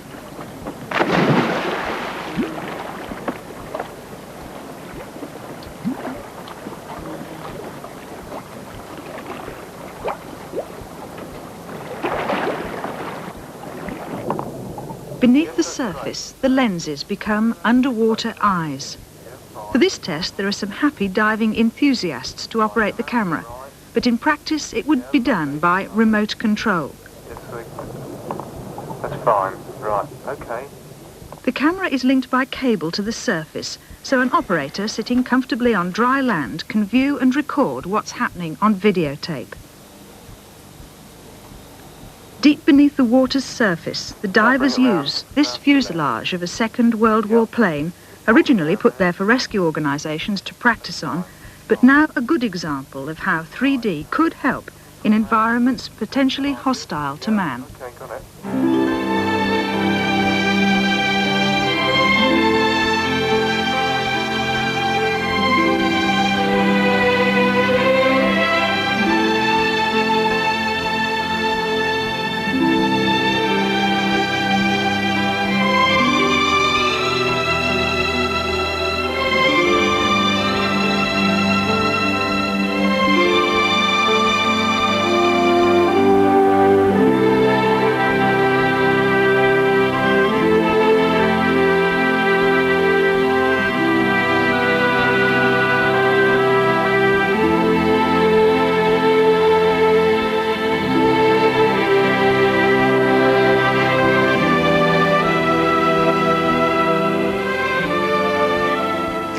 it's not just under the water where man is practicing with remote control equipment, guided by television which offers 3 dimensions. This is the sort of equipment which will service the inside of nuclear reactors. Capable of operating where no human can venture, this remote arm must nevertheless be guided. Without a clear idea of where the arm is, the operator could do considerable damage. This camera, with its beam splitter on the front, can indicate where the arm is in relation to what it's working on and to everything else inside the closed reactor.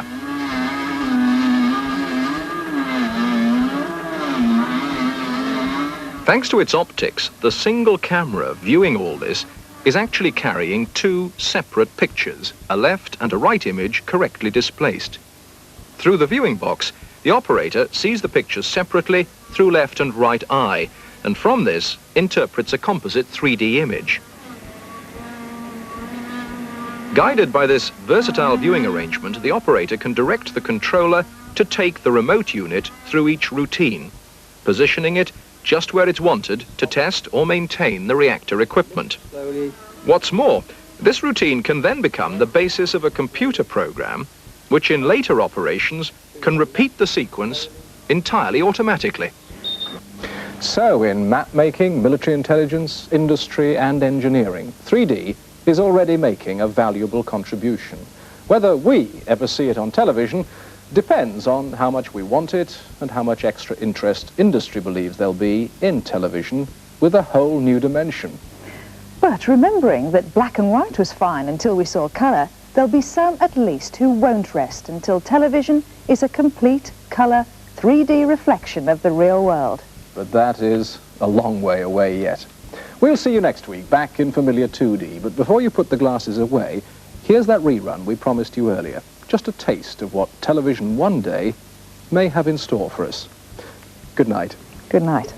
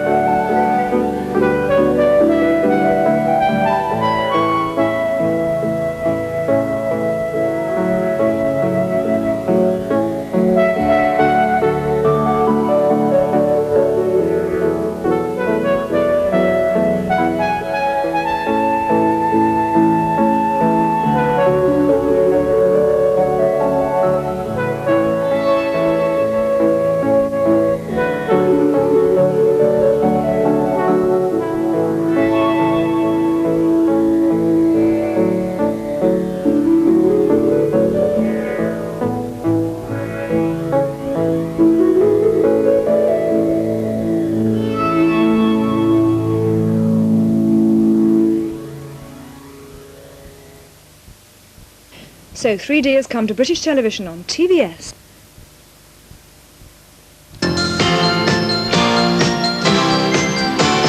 GKN makes super screw for the handyman. Common heat with curls so easily.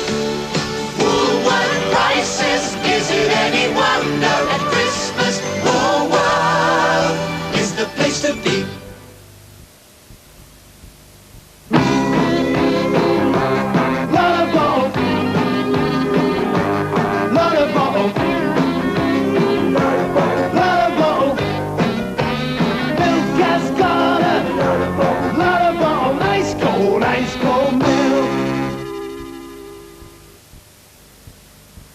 Everything in the garden was going to be lovely, and what happens? Liquid refreshment in very short supply, and the little woman goes mad with the hedge clippers. My only pleasure is these Planters dry roast peanuts. Light, crisp, subtle taste. I can't resist them. Eve? We're out of them. Oh, well, I suppose I'll have to make do with the apple. Now look what you've done. Sorry, darling. Planters dry roast, the original sin.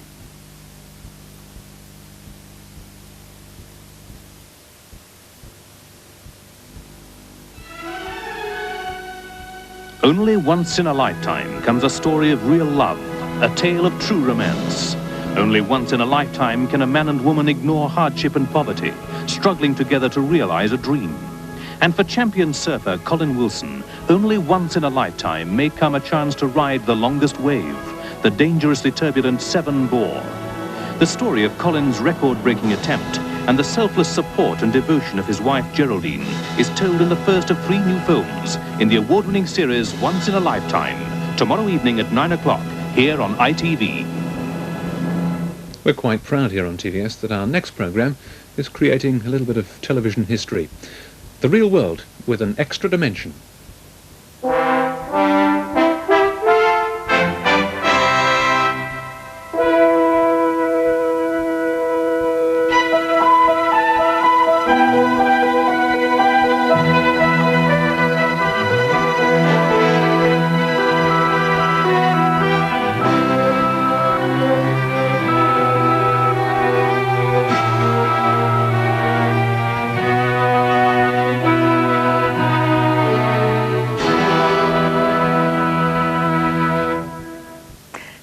Welcome to the real world of 3D. Tonight you're going to be sharing in a television first as we bring you national colour television in 3D.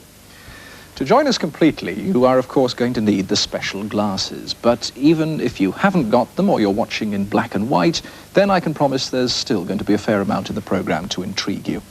Now, we recommend to get the full effect that you sit slightly further back from the screen than you normally do, and that you dim the lights, make the room slightly darker than it usually is for television viewing. Don't forget, it's red lens to the left, blue lens to the right, and just before you have to put them on to get a 3D effect, we're going to run a special 3D symbol. Here comes the first one, and after that, you'll see Sue as you've never seen her before. From the Philips Research Studios here at Eindhoven in Holland, I can appear on your televisions for the very first time in 3 dimensions. You can probably see that there's a real distance between me and the cameras behind me. And I'm carrying this feather duster not because the studios are dirty, but to show you one of the amazing effects of 3D.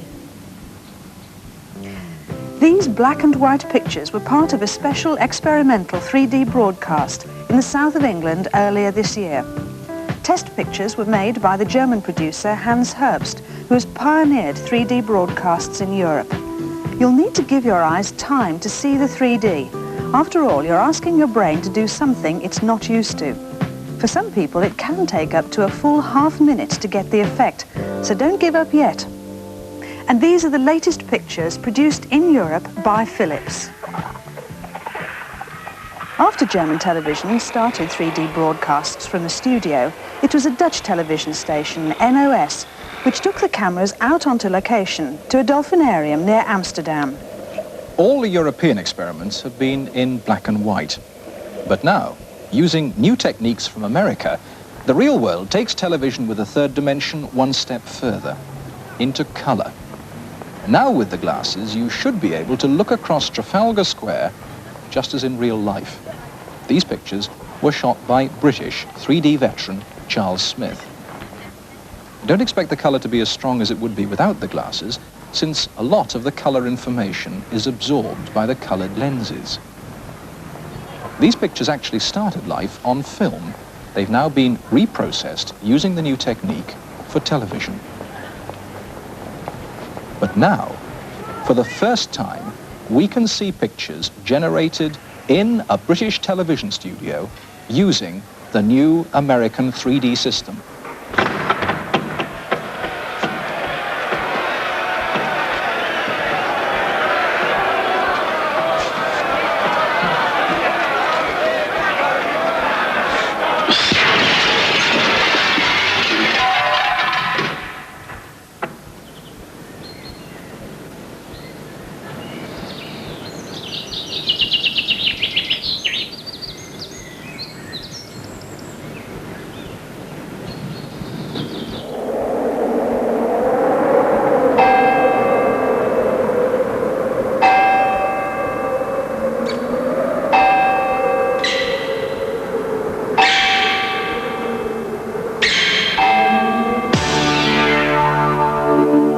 Over the last few days, the Real World studio has been experiencing a little pioneering as our director and the crew faced up to television production in 3D.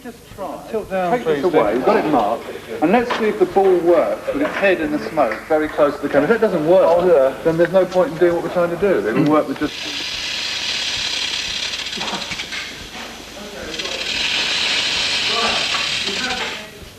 So how does it work? Well, the technique actually capitalizes on the principle that your brain is already extremely good at unscrambling the information that it receives from each of your eyes. Try this. Put one finger up in front of your eyes, in front of the television screen. Shut one eye. Now shut the other. Do that alternately.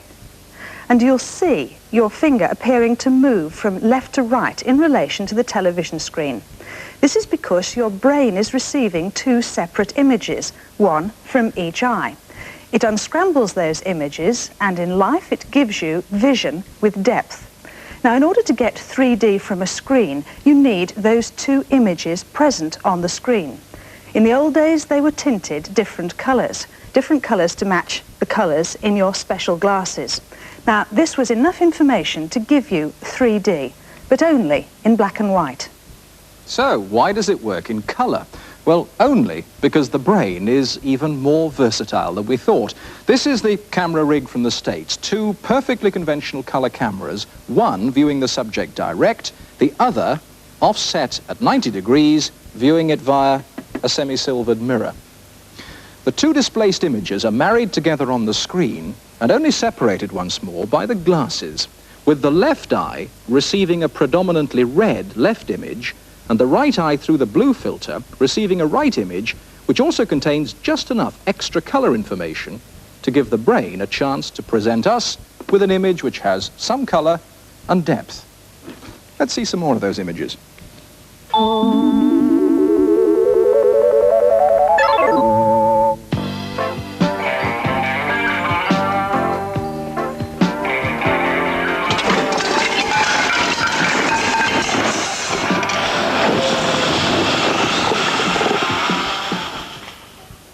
This is a British first. Shooting 3D in a television studio for an audience at home is something that's never been tried in this country before. So all of us on The Real World are enjoying the opportunity that 3D provides for shooting some special effects. And those effects don't only involve things coming at you out of the screen. 3D also provides the opportunity for perspective and depth inside the picture. So remember, always look backwards as well as to the front. Now, for anybody who is having to watch these pictures without the special 3D glasses, we hope that the slight fringing isn't proving too annoying. In fact, for most of the time, just a mild red or blue edge to the picture will be all that gives away the fact that these images are truly three-dimensional.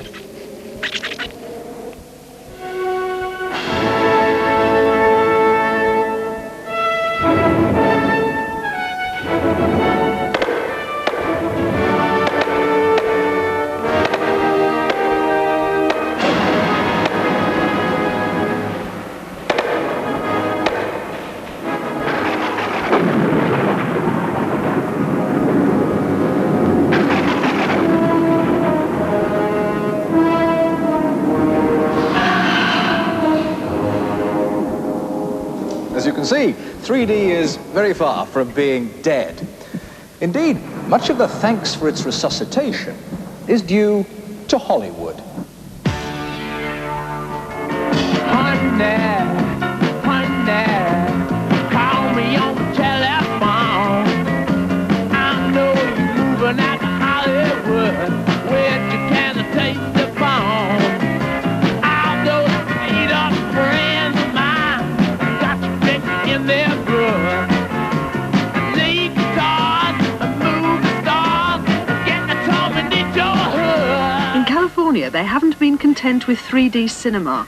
They've gone overboard for 3D television, a demand the studios are doing their utmost to fill. All right. Just do what I'm asking you to do, for Christ's sake, for once. Very good. Are we all right? Quiet, everybody! Chuck, is that your position? That's it. That's it? It's not very good. However, More light, Jim. Charles, Yep. is that, can you do something about the ocular focus there to make it stand out more, something? Slides the chair up and the girl's head is held firmly in place. Don't give me the whole spiel, just tell me if you can do it. It's held by the knife. What is the state of 3D on television here at the moment? Well, we've processed about 10 major feature-length films and transmitted them approximately 150 times over about 100 stations in the U.S. in the past 4 or 5 months. And how have the audience responded to them? Well, they've purchased about 50 million glasses in that period, and the response has been generally quite good, despite the fact that the films are 30 years old. I believe that 3D is here to stay as a means of communication, and that new programming, as we're shooting here, is the answer to providing interesting and entertaining and better quality 3D than the old film. Give me a second opinion. I feel we're a little Trek here. I do too. A little too loose.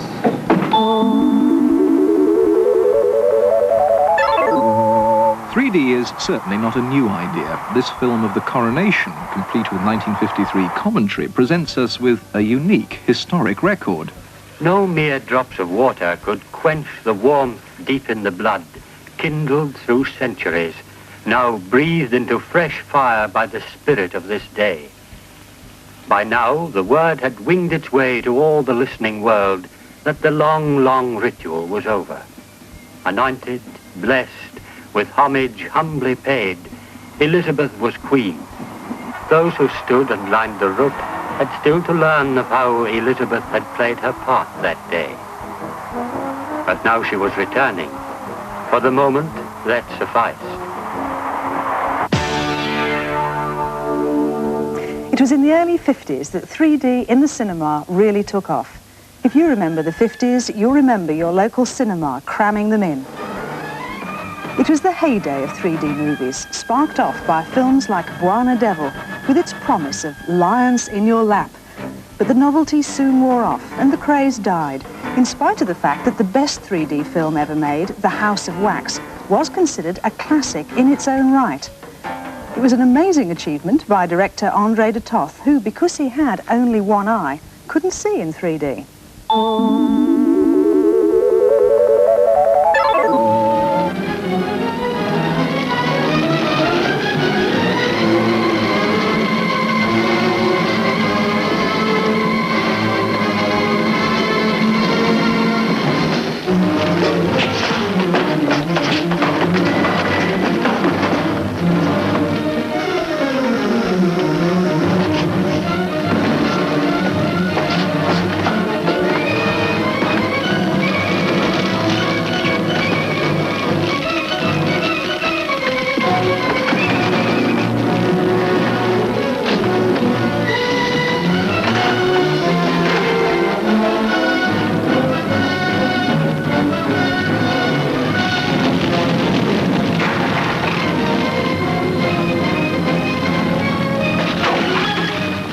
One of the reasons for the success of House of Wax in the cinema was the system used to generate the 3D, which didn't depend on comparatively crude coloured lenses. These two television sets represent a left and a right image. In front of each is a polarizing filter, so set up that the light waves from the left are all horizontal, from the right are all vertical. Now, that's not apparent until, that is, I place between you and those two screens a third polarizing filter. Now, at the moment it matches the right screen, so that's the only one you see. But if I turn the filter through 90 degrees, the right disappears and the left appears. So in the cinema, the audience was provided with spectacles which had a right lens to match the right image and a left lens to match the left image. But that, of course, depended on being able to get the left and the right polarized images onto the same screen at the same time. In the cinema, that's comparatively simple. But the television industry depends on cathode ray tubes and complex electronics, and that's not a freedom which we share.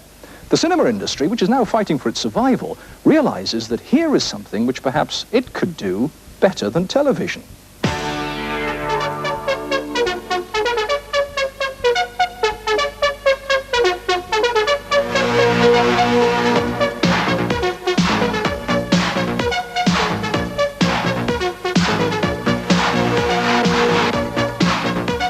3D is the obvious medium for horror movies, which can really exploit its potential for terror. Friday the 13th, Part 3, is the latest box office success. I thought it was fantastic. That was just great. I really did. It was super. Really yeah, everything was coming right towards you. It was terrific. I thought the 3D was great. That's a lot more than I can say for the picture. It was a heart stopper. Really? Yeah, it was really scary. I didn't expect it to be like that. The British reaction is yet to come. But whatever people feel about the merits of the film, the old problems associated with watching 3D are still with us. Eye strain and headaches. One man who spent nearly 6 years finding a solution to the problem is veteran cameraman Barry Gordon.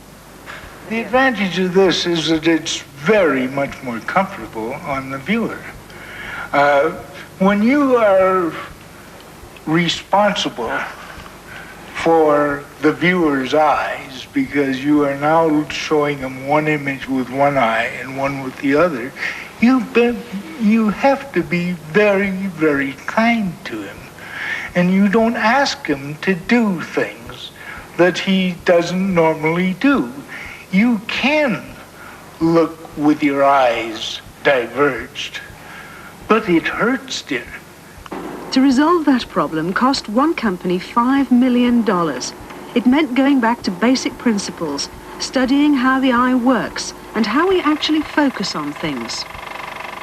We felt that it was probably not the glasses, not what you were looking through, but what you were looking at that gave rise to eye strain. If I choose to look out the window, at that point, the eyes are parallel, looking straight ahead at infinity. And this is the situation that we normally find ourselves in and experience in real life. It's a situation of constantly converging and reconverging and reconverging, and at best we look parallel at very distant objects and images, but the eyes, as you can see, never toe out, they never diverge. And when we examined what was happening in the cinema, 3D cinema, we found that the viewer was being forced to diverge, converge, diverge, converge. And while you can do this, you can't do it comfortably. The analysis of how our eyes focus effortlessly on a 3D picture has now been fed into a computer attached to the camera. Barry Gordon believes his technique will transform 3D cinema. I've come to a cinema in Pasadena for a private look at 70mm, which means it's very high definition, 3D, full color, widescreen. They call it stereo space.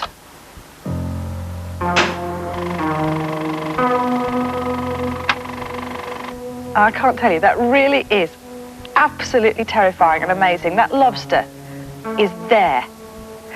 I'm sitting about 50 feet back from the screen, and it has come nearer and nearer and nearer and nearer to me until now I can actually, it is visually right there. My hand is right round that lobster.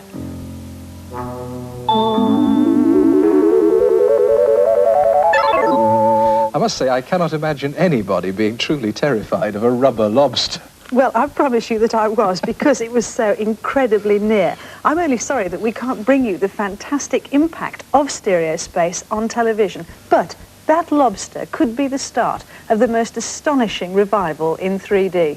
Well, Dick Vetter tells us that his company is planning a full-length feature film using the stereo space technique, and that'll be in production next year. And what's more, he's taking out comprehensive insurance just in case any members of the audience prove too faint-hearted for the whole experience. But here in the United Kingdom, a different sort of pioneer has been at work. For the last 15 years, Professor Alan Boyd of the University of London has been using his scanning electron microscope to produce 3D images of the most minute scientific specimens. What we are about in microscopy is trying to understand structures, and from understanding structures to understand the function of a tissue or an organ. Because we can see in 3 dimensions, it means that we can micro-manipulate specimens, and basically that means sticking a needle into a specimen and hoiking a bit out, and then that bit can be analysed separately, or it means that we can dissect the specimen and prepare it so that we can see surfaces inside a specimen which we couldn't see originally. We've done a lot of work in embryology, dissecting out very small embryos and dissecting those small embryos in the microscope in order to make preparations from which we can get very, very basic information about growth and differentiation.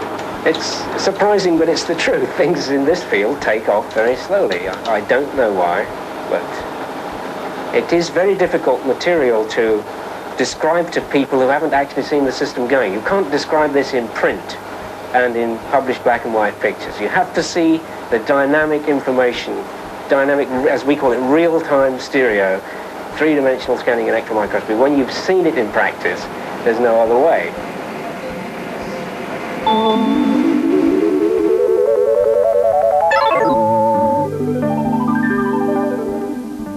Professor Boyd has been using the 3D electron microscope to examine a wide range of specimens.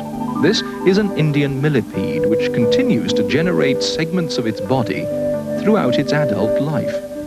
Without the extra dimension, these detailed images would be almost indecipherable. And what happens inside this bone is a major area of interest to scientists. You may imagine that your bones are with you throughout your life, but in fact, for all of us, practically our entire skeleton will be eaten away and replaced by completely new tissue within a 15-year period. The process involved in this remodeling and what happens in disease can be revealed in fine detail under a 3D scanning electron microscope. And the scientific applications of 3D don't end here. 3D cameras are used regularly in hostile environments, investigating undersea wrecks or in the heart of nuclear reactors. Even in weather forecasting, the extra dimension can help. These pictures are from the Miami Hurricane Warning Center, taken by a satellite over Cuba, showing the progressive build-up of a hurricane. Look closely inside the screen at the channels near the edges of the pictures. The outline of Cuba is on the right, and looking at the fixed grid on the left-hand side should help you see the depth in the image. Be warned, with an unfamiliar image like this one, your brain may take quite a long time before it registers the 3D effect. And now, an experimental piece of computer graphics, which shows the room and the backgrounds rather better than it shows the glider flying round them.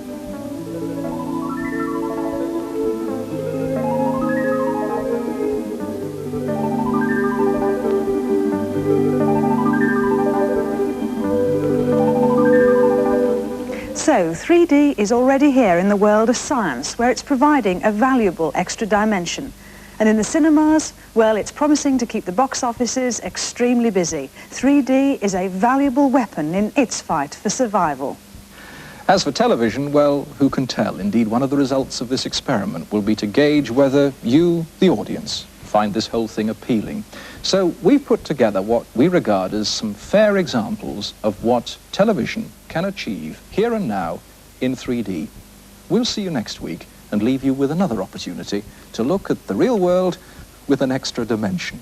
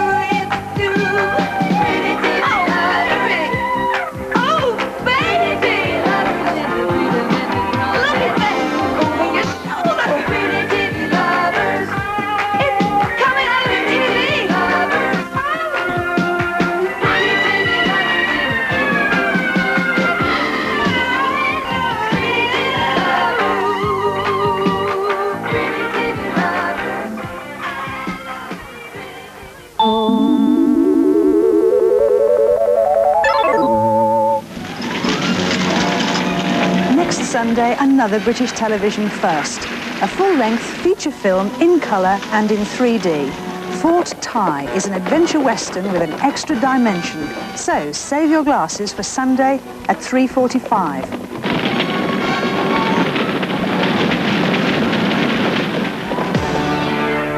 One now, James Garner stars as the big-time gambler, Brett Maverick. On TVS, at 7 o'clock, go jogging without leaving your television. The Real World reports on the science which explains why the champs are getting faster and why the rest of us will never be champs. Bannister goes streaking forward with about 250 yards to the tapes. Give us a clues at 7:30. Frankenstein? First syllable. Headaches at 8. Symptoms. Now, he's got a bit of a head. Have you got anything for a bit of a head? A bit of a hat? At 8:30, Gypsy Eric. You talk to Noam? Yeah. How are you? All right? Well. Paul Brack talks to the wrong lady at 9. She's a politician, and I absolutely forbid you to have anything more to do with her on behalf of this organization. After the news, the human race traces the development of art and religion. At 11:45, the Upper Rhondda Comprehensive School Band will be performing brass in concert with company that completes tonight's programs on TVS.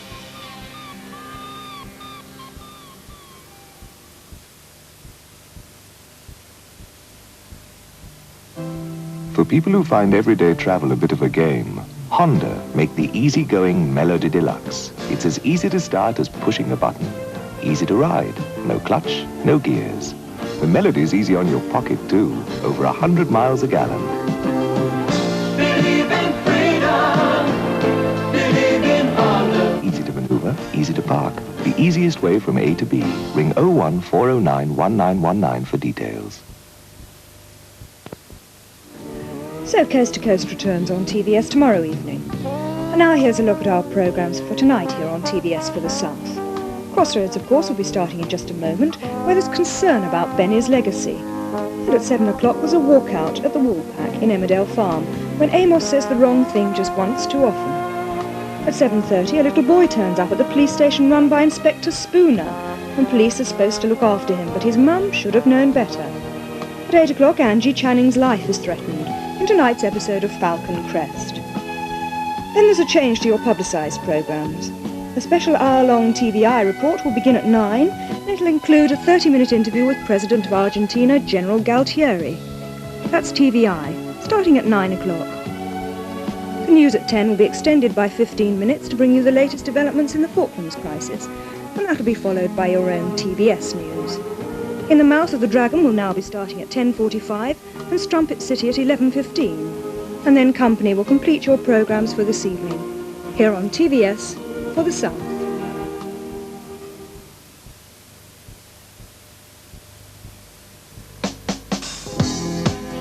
There's a variety of entertainment Thursday evening here on TVS.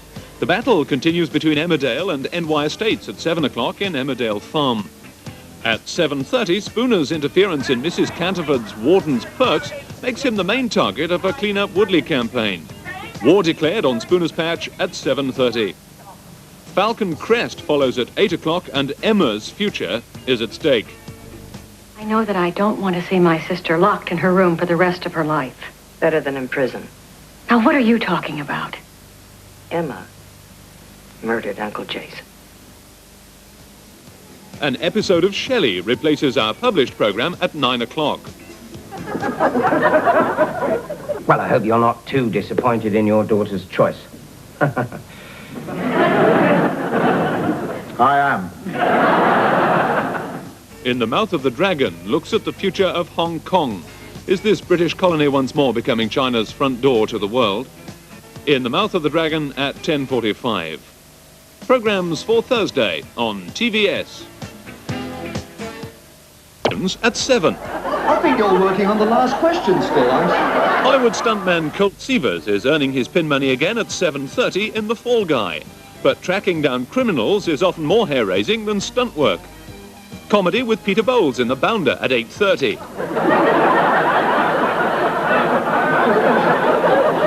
Stay where you are. But why should I? Because you are shoplifting.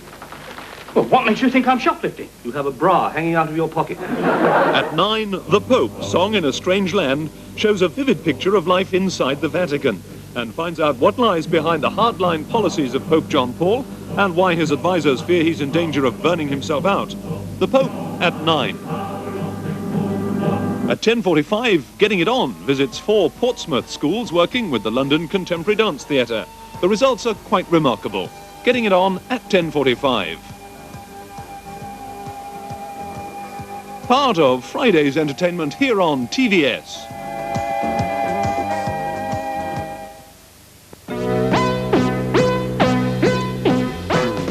Programmes tonight on TVS. At 7 o'clock, The Real World looks at some recent exciting developments in the field of preconceptional care and examines the case put forward by the movement that believes it's never too soon for couples to prepare for parenthood. Then at 7:30, a sticky situation provides some cheeky comedy in the film Carry On Behind. We are leaving.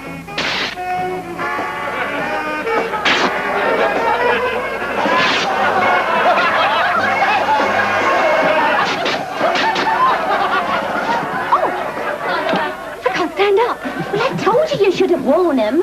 At 9, a top Russian scientist defects in the Brack report. If you think you can persuade your spineless scientists and perfidious politicians that this is an opportunity that they should seize, then the answer will be yes. We can work together. And at 10:45, as this great week of soccer action continues, we present highlights of the England versus Holland International at Wembley. Programmes for you tonight, here on TVS. Wednesday night on TVS. At 6:30, Eddie's got a present for Hilda in Coronation Street. No. Yes, you have. You've got it off the tip. Well, nearly. I rescued it. I mean, it's a world of difference, you know. Not to me. Hilda, look, we live in a throwaway society. It's up to the likes of you and me, who are shrewd and discerning, to snap up these little treasures. I'm having no more cast-offs in this house. So you can get that out of here and shove it back on the tip where it belongs. And you can take him with you. At 7, Dickie Davis presents live coverage of the European Cup final, with Aston Villa and Bayern Munich battling for one of soccer's most coveted trophies. Then, after the news... Damien Thorne is the Antichrist. At 10 o'clock, the film Damien, Omen 2. Damien, it's the devil's son. The time is coming for you to put aside childish things. Face up to who you are. You are in grave danger! Don't try to contact me again. Haven't you noticed anything? Anything suspicious? No. Something the boy has said or done? Nothing. Richard, there have been deaths among us, too. William Holden and Lee Grant star in Damien, Omen 2, your terrifying film for Wednesday night here on TVS.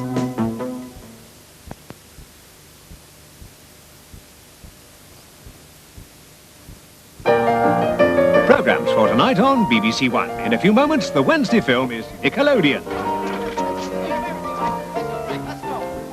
Then at 9 o'clock, there's an extended edition of the news, bringing the latest developments in the Falklands crisis and including a film report from Brian Hanrahan with the task force in the South Atlantic.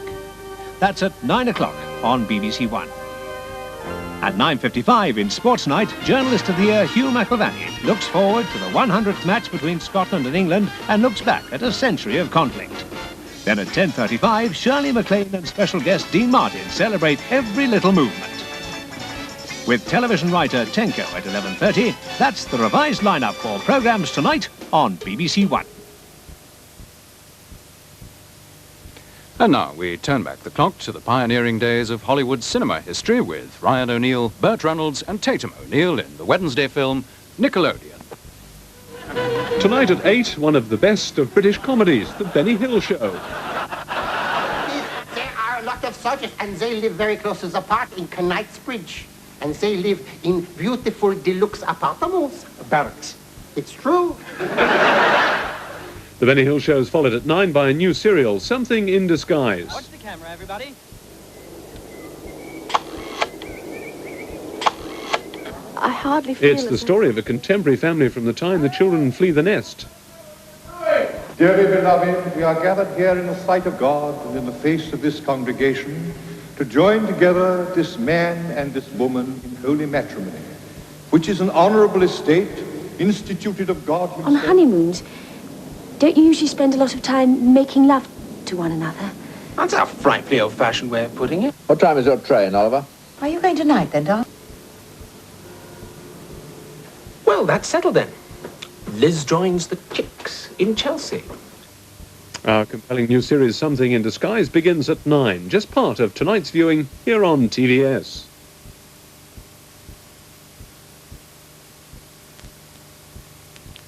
Is big business, both within the law and outside it. This week, TV Times previews Yellow Thread Street, ITV's major new drama series based on the Hong Kong police and their fight against crime in one of the world's toughest cities.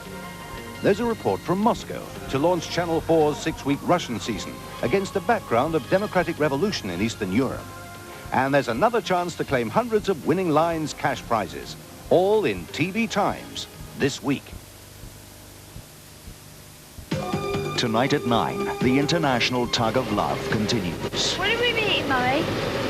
I'll tell you later.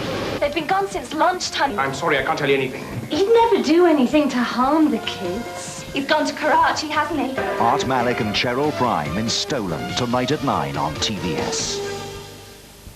At 10:35 this evening, the first in a new series of Ski Tips with Andy Stegel and Liz Wickham, focusing on fashion, technique, equipment and the best resorts. This programme is repeated tomorrow lunchtime.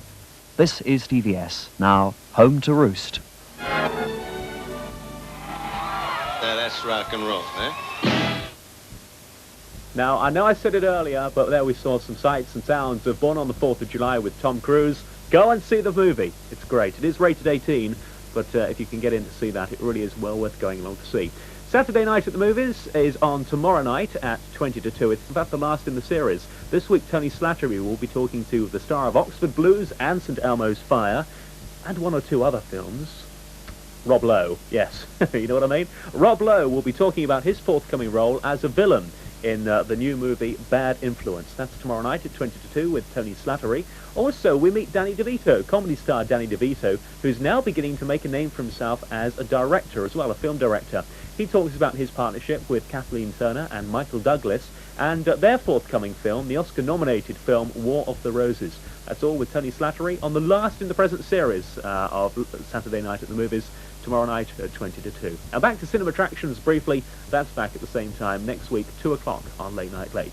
Well, in a moment or so, we've the latest countdown of America's top 10 best-selling records with Syder Garrett and Casey Kasem. But before that, you'll know, of course, if you're a regular Late Night Late viewer, our old friends Seven, the local band from Bournemouth, who had that great record out recently, Inside Love. Well, they're back on the road again, supporting Brother Beyond this time. Back on the road, I think, if I'm right in saying, it's early next week they're going back on the road to support Brother Beyond. But they are playing locally to the TVS area. They're playing Portsmouth Guild Hall on Monday, March the 19th, starting at 7:30 in the evening. And I've got 2 pairs of tickets to go along and see them to give away. Now, please don't enter this competition unless you can go to the Portsmouth Guild Hall at 7:30 for the entire evening on Monday, March the 19th, which is a week on Monday, all right? I don't want these to be wasted, so please don't enter if you're not going along. It's a night out, free of charge. All you got to do is get yourself there and pay for your refreshments or whatever else you want. Go along to see Brother Beyond in concert, and Seven, of course, our old friends here at Late Night Late. Now, the question I want you to answer for me, and if you're a fan of Brother Beyond, no problem, can you name their lead singer? Brother Beyond's lead singer, that is. What is his name? The name of Brother Beyond's lead singer. If you'd like these tickets, then drop me a line this week, please, and do it quickly, to Graham Rogers, Late Night Late, TVS, Television Centre, Southampton, SO9 5HZ. That's Graham Rogers, Late Night Late, TVS, Television Centre, Southampton, SO9 5HZ. Name the lead singer of Brother Beyond. I'll draw the competition midweek and get the tickets sent off, and the answers will be around this time next week. Good luck. Ah, that great new orange taste.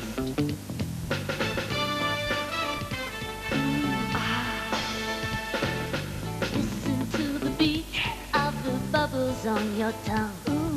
You can feel the fizz of the Fanta going down. When orange fizzes, it's Fanta.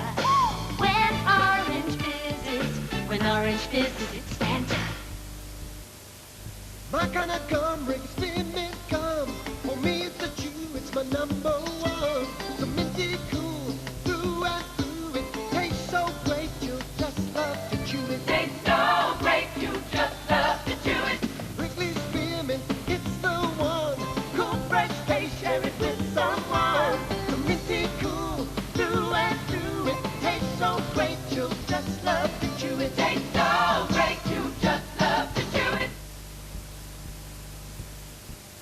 It's coming around to 2:45 this Saturday morning. You're watching Late Night Late. Now, just referring back quickly to that competition, I know Seven, who actually live in Bournemouth, always tune in to Late Night Late. So good evening to the lads at Seven, and the best of luck to them on this tour down around the country supporting Brother Beyond. I'm actually going down to Portsmouth to see them, so I'll see you down there, lads. And all the very best. I'm sure it'll go really well for you. Hope so, anyway.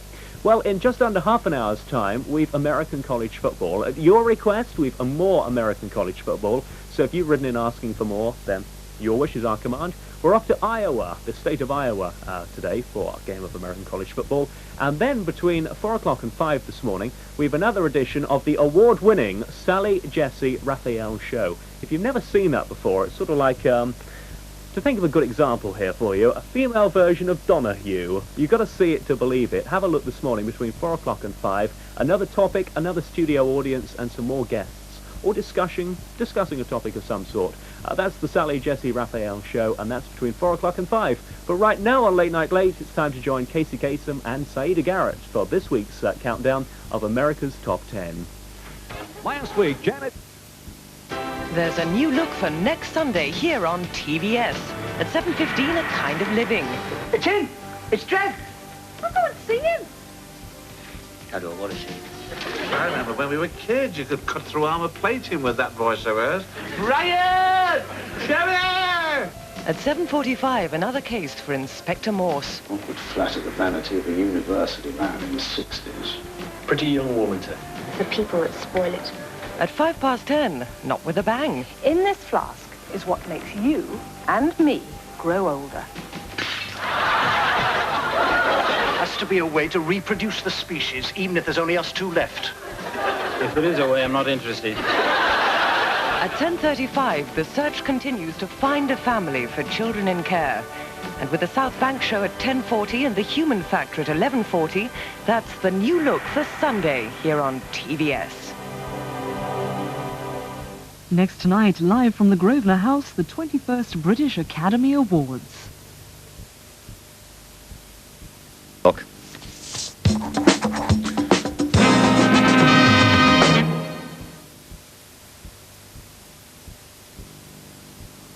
Hello, dear.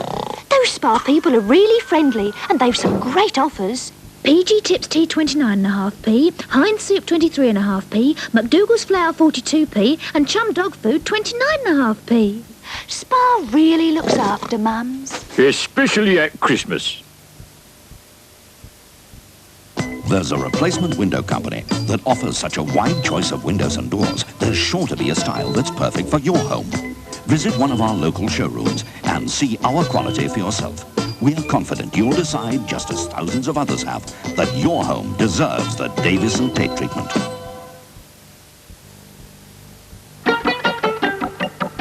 Now there's another Flora, especially for cooking. New white Flora. It's made with sunflower oil, so it's high in polyunsaturates. Smooth and very silky. New white Flora. Try it, for goodness sake. Put new Purcell Automatic in your machine and dial. A birthday suit, white. An armchair, bright. A home team, clean. With Purcell Automatic in your machine, you dial a skin tight, bright. A cyclist, right. A hold me tight. So in your machine, you dial. A grey day, bright. 5 piggies, white. A teddy, clean. Pour Purcell Automatic in your machine and get a stocking, shocking, flowers, fresh, a spring, clean.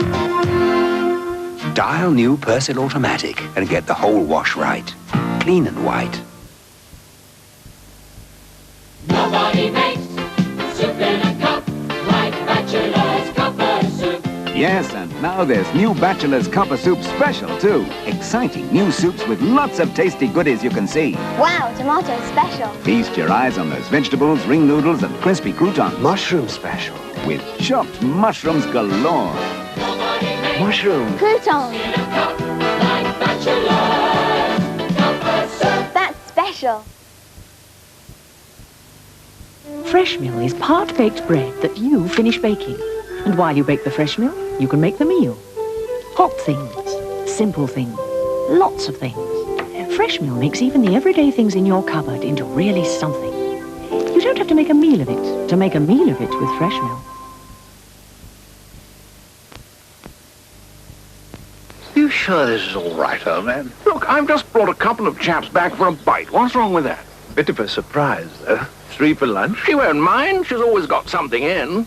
Does a terribly good chicken casserole. Finest ingredients cooked to perfection. Bit of a wizard with apricot custard, too. No, I'm not fussy, as long as it's Heinz. Of course it's Heinz. Do you seriously think I'd bring you all this way for anything less?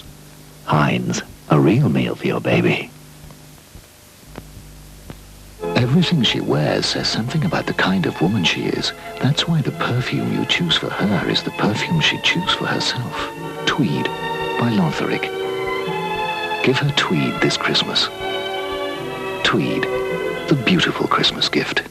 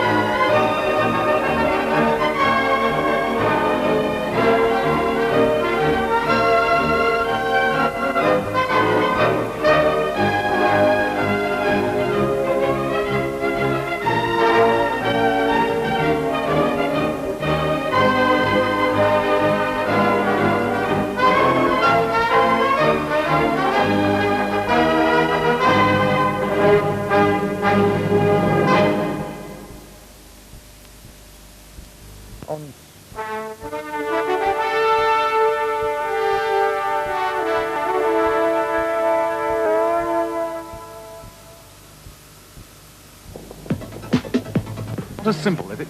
Now on BBC One, the final edition of Olympic Grandstand, presented by Desmond Lynham.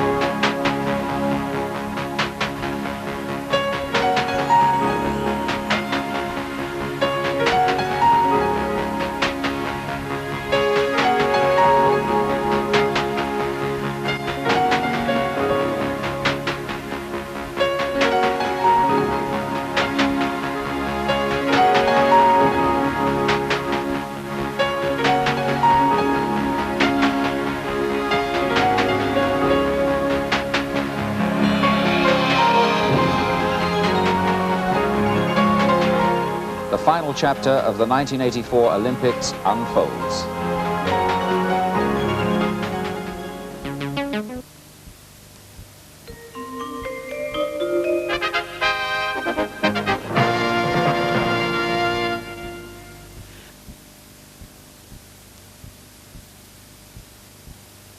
Celebrity Playhouse with Twiggy and Robert Powell in Pygmalion, where those are 2 programs for later, and here's one for now.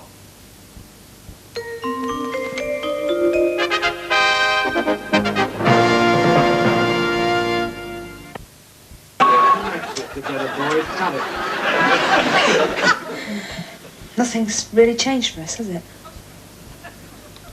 No. I still love you, Adam. I want you to believe that. It's just not enough.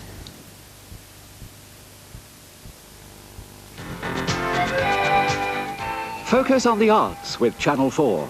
On Saturdays, Bacchanal brings a taste of Africa and the Caribbean through the art and entertainment of those communities in Britain. A look at street art includes the colour and gaiety of Notting Hill. A new series for Sunday looks at how design affects our everyday life and talks to people who are architects of a better world. And there's dance.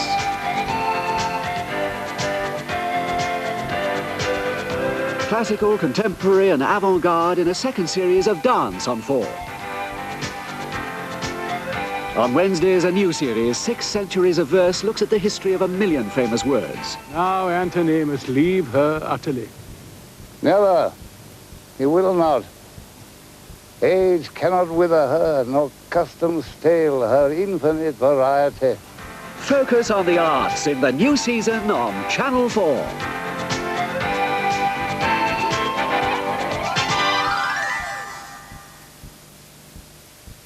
In half an hour, Right to Reply with viewers' comments on advertisements, the series Jesus the Evidence, and the black comedies Bless My Soul and Britannia Hospital. First, we cross over to ITN and join Alistair Stewart for the latest Channel 4 news. The time, 7 o'clock.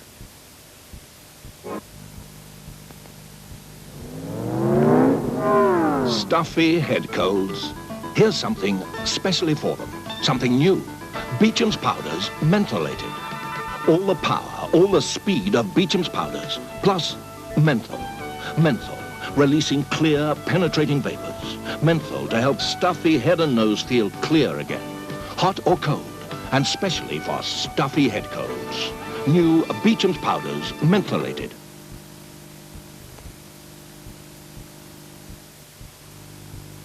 What are you doing in midair, Fox? I am standing on a Fox's Glacier Mint. Oh, really? And is it clear? Crystal clear. And is it refreshingly minty, Fox? Yes. No. Fox's Glacier Mints. Clearly minty. Well. Would you like to come up for a coffee? Oh. I'd love to, but, I'm afraid I can't. No, it's just for a coffee. Yeah, it's impossible. Why? I can't. I know it sounds old-fashioned, but, Oh, tell me. I only drink tea. But I love tea. Tea. Best drink of the day.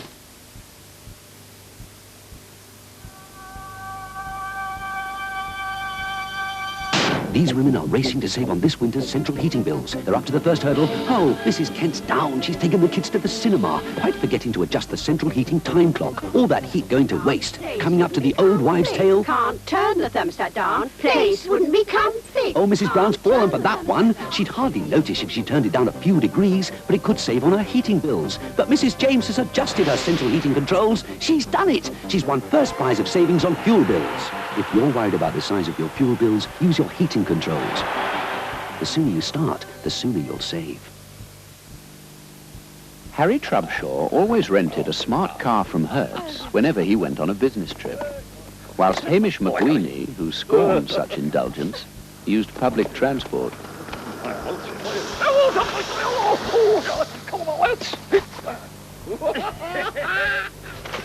Of course, McWeeny wasn't to know his 4 second-class returns from Newcastle to London actually cost about £130 more than going by Hertz.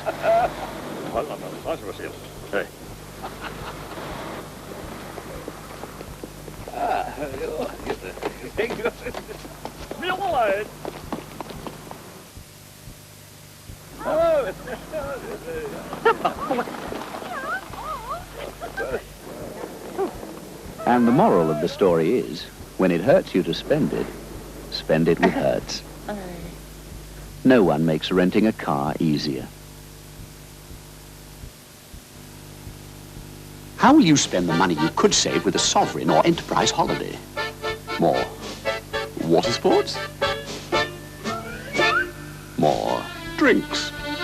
More souvenirs. Book before the 1st of March and Sovereign and Enterprise guarantee absolutely no surcharges, plus some incredibly low prices and value for money. Book before the 1st of March and get away with a bit more.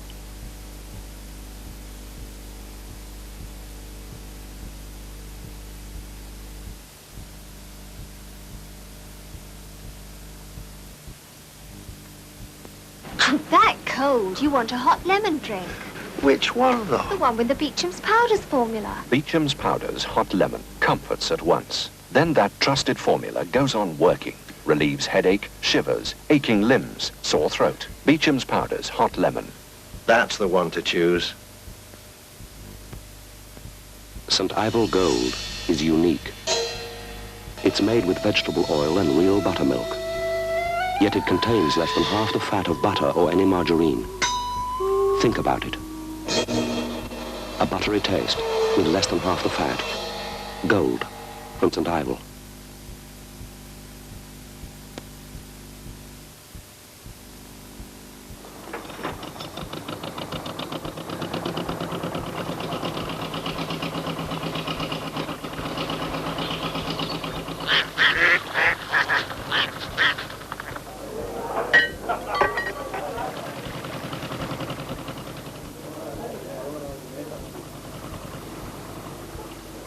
People say things have changed, but there's a lot that hasn't.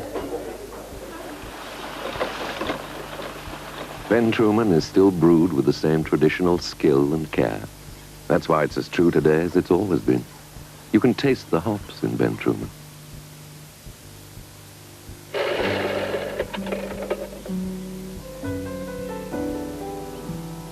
When you've time to relax, try a Falstaff cigar from the makers of Hamlet. They're slow burning. They give you a good, cool smoke. And they're very tightly packed. Of course, this does mean they last a surprisingly long time. Try a Falstaff cigar and let the grass grow under your feet. Hello, I'm Jan Emery, and here's one of Townsend Torreson's new record breakers across the channel. Just one of the unbeatable reasons for choosing Townsend Torreson for your car holiday to the continent. Here's 7 more. They're 7 superbly located routes to the sun. And on all of them you'll find unbeatable standards of comfort, service, and lots of fun. All of which they promise will be unbeatable value for money. They say it's a fleet you can't beat. But see for yourself. Get this great brochure and start a happy holiday. Drive to Europe, Townsend Torreson, for a great getaway.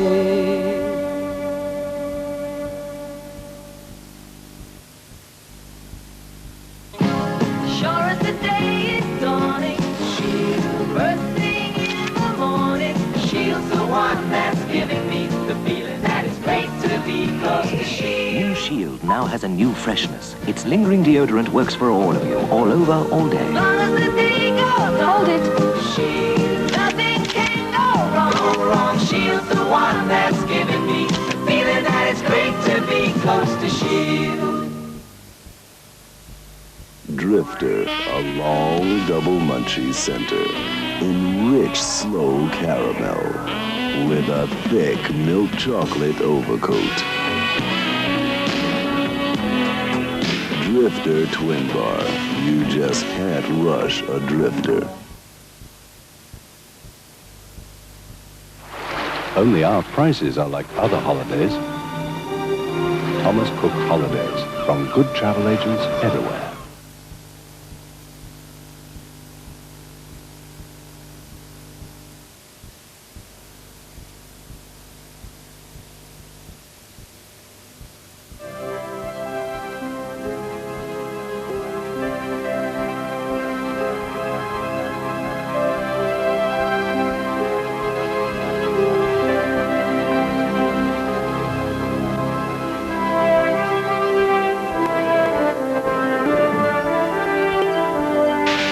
Come what may, there'll never be anything to beat the goodness of Hovis Handy Loaf.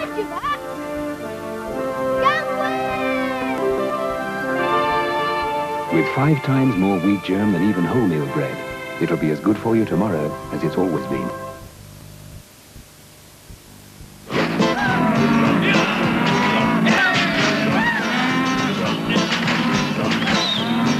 If you're going on holiday abroad, don't worry. Nobody actually treats you like this. Just ask anyone who's ever been on a Wings holiday. Wings treat you like an individual. There's an enormous range of hotels and destinations.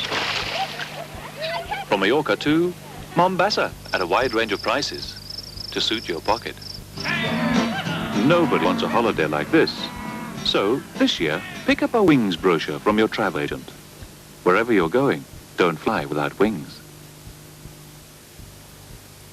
These two volunteers are about to be subjected to a terrifying ordeal. 10 hours of non-stop Tony Blackburn. Hi, Tony Blackburn here. Hey, do you know why a car can't play football? It only has one boot. One of them, however, has the Sharps Extra Strong Mints, which are actually strong and minty enough to take his mind off things. Now let's see how the other chap's getting on without them. Hey, do you know what Eskimos call their money? Ice lolly.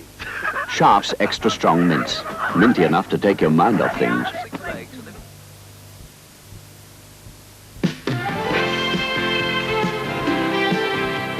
My bank's just about everywhere. With my checkbook, I can even get cash on Saturday mornings. It's so easy.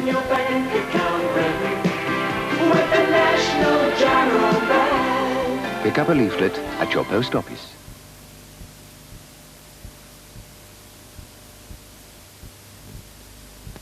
The first time you use oil of Ulay, you'll discover how light, how refreshing it is. You can almost feel this tropical moist blend helping to replace lost oils and moisture as it's absorbed, leaving your skin soft, supple, looking young. Oil of Ulay, a secret of young-looking skin. In the race to perfect the popular cassette, BASF bring you new Chrome Dioxide 2 for higher frequency performance, lower tape noise, and cleaner sound. New Chrome Dioxide 2 for your home and car.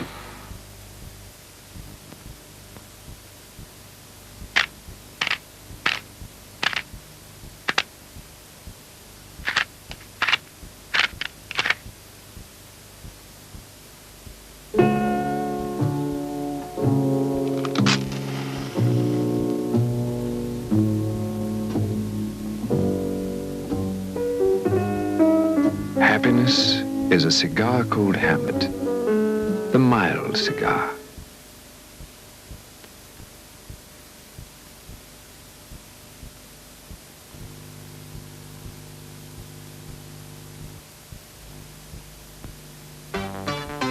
Warm them. A toaster can do it. Please them. A toaster can do it.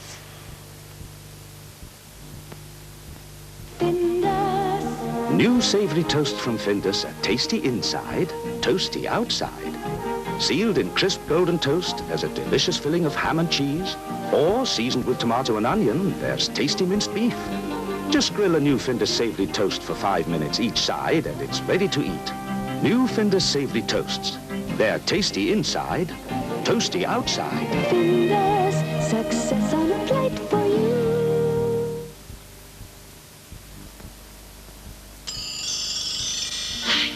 It's getting lighter. It's getting lighter. McDougal's making light. Light up your baking. Fine white McDougal's flour has been sifted over and over again to make your baking even lighter. Cut me a slice. It's getting lighter. McDougal's making light. Light up your baking.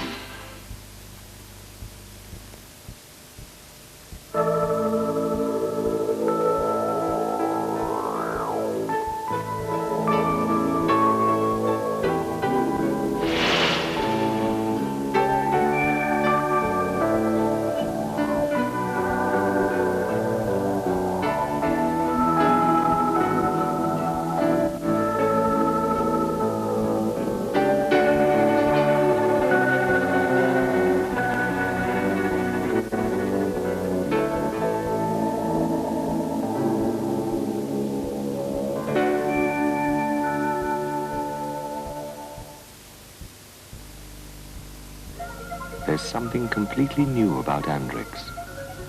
It's still just as strong, just as long.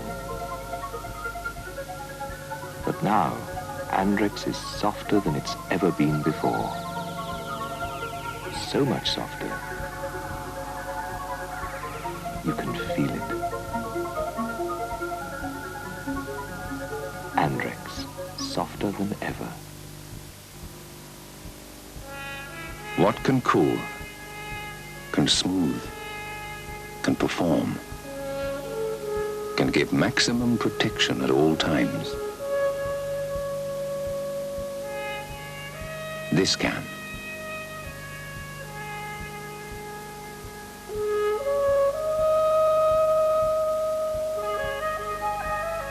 Castrol GTX Liquid Engineering.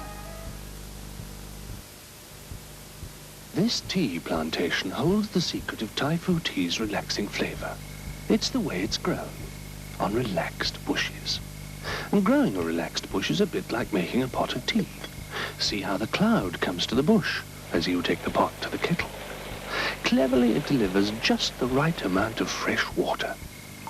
Gentle breezes stir the leaves as you stir the leaves in the pot. Then we wait to pick as you wait to pour. Relaxing Thai Fu, because that's how it grew.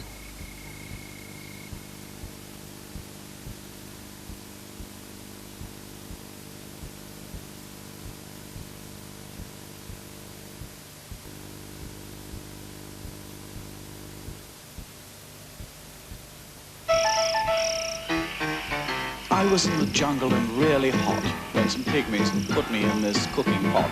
I said, if I'm on the menu, I'll tell you what. That's called for a horse. One knows what's right with every dish. It's red with meat and white with fish. But if one's serving a pianist, That's called for a horse. the pygmies couldn't wait, I fear, for the finest lager, far or near. Because you see, they only serve shorts round here. That's called for a horse. But it calls for the best. It calls for a host and export.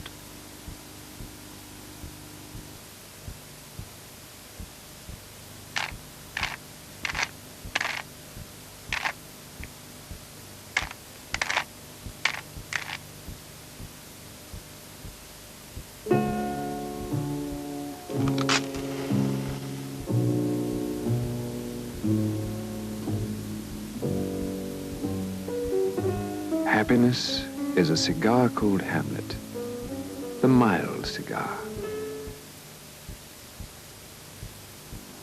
Now you can see two great makes of cars, Vauxhall and Opel, under one roof. At over 750 new GM Vauxhall Opel dealers, backed by the worldwide resources of General Motors, the world's biggest car maker.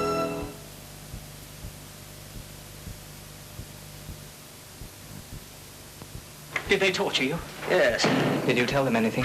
No, I chewed a carrot and bites of cream-lined toffee all the way through my hideous ordeal. The taste was so delicious, I was totally unable to utter. Not a word? I did just mention you might know something. Callard and Bowser, terrifically tasty toffees.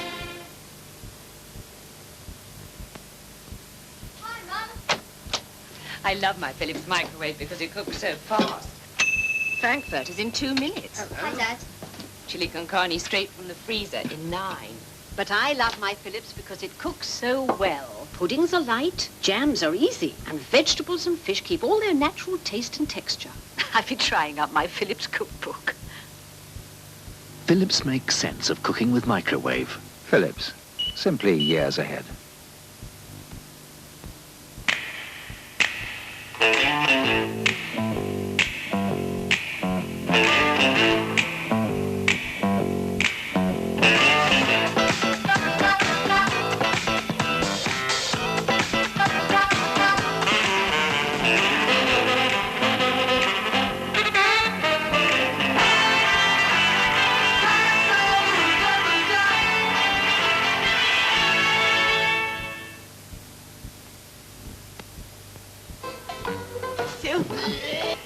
I brought Abigail home for a very quick democracy. You dirty little devil. That's a coffee.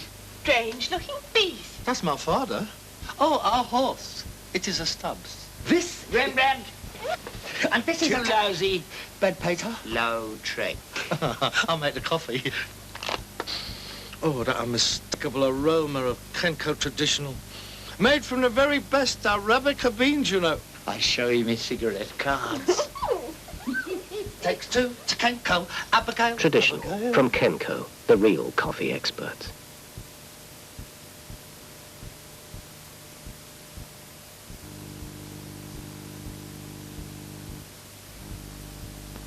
When you're in the mood for a cup of hot choc, have the one you really want, Carnation Hot Choc. The choc you whistle up and a double quick base. It's the choc that's got smooth chocolate taste. There's real chocolate in Carnation. Just add hot water. Taste sensation. Dreamy taste. Carnation, choc full of choc, hot choc. So, when you're in the mood for a cup of hot choc, whistle up the chocolate that's on the spot. Carnation Hot Chocolate Mix. #1 on the spot, hot choc. The king-size bank lets you draw cash long hours and Saturday morning. Pick up a leaflet at your post office and apply for your bank account.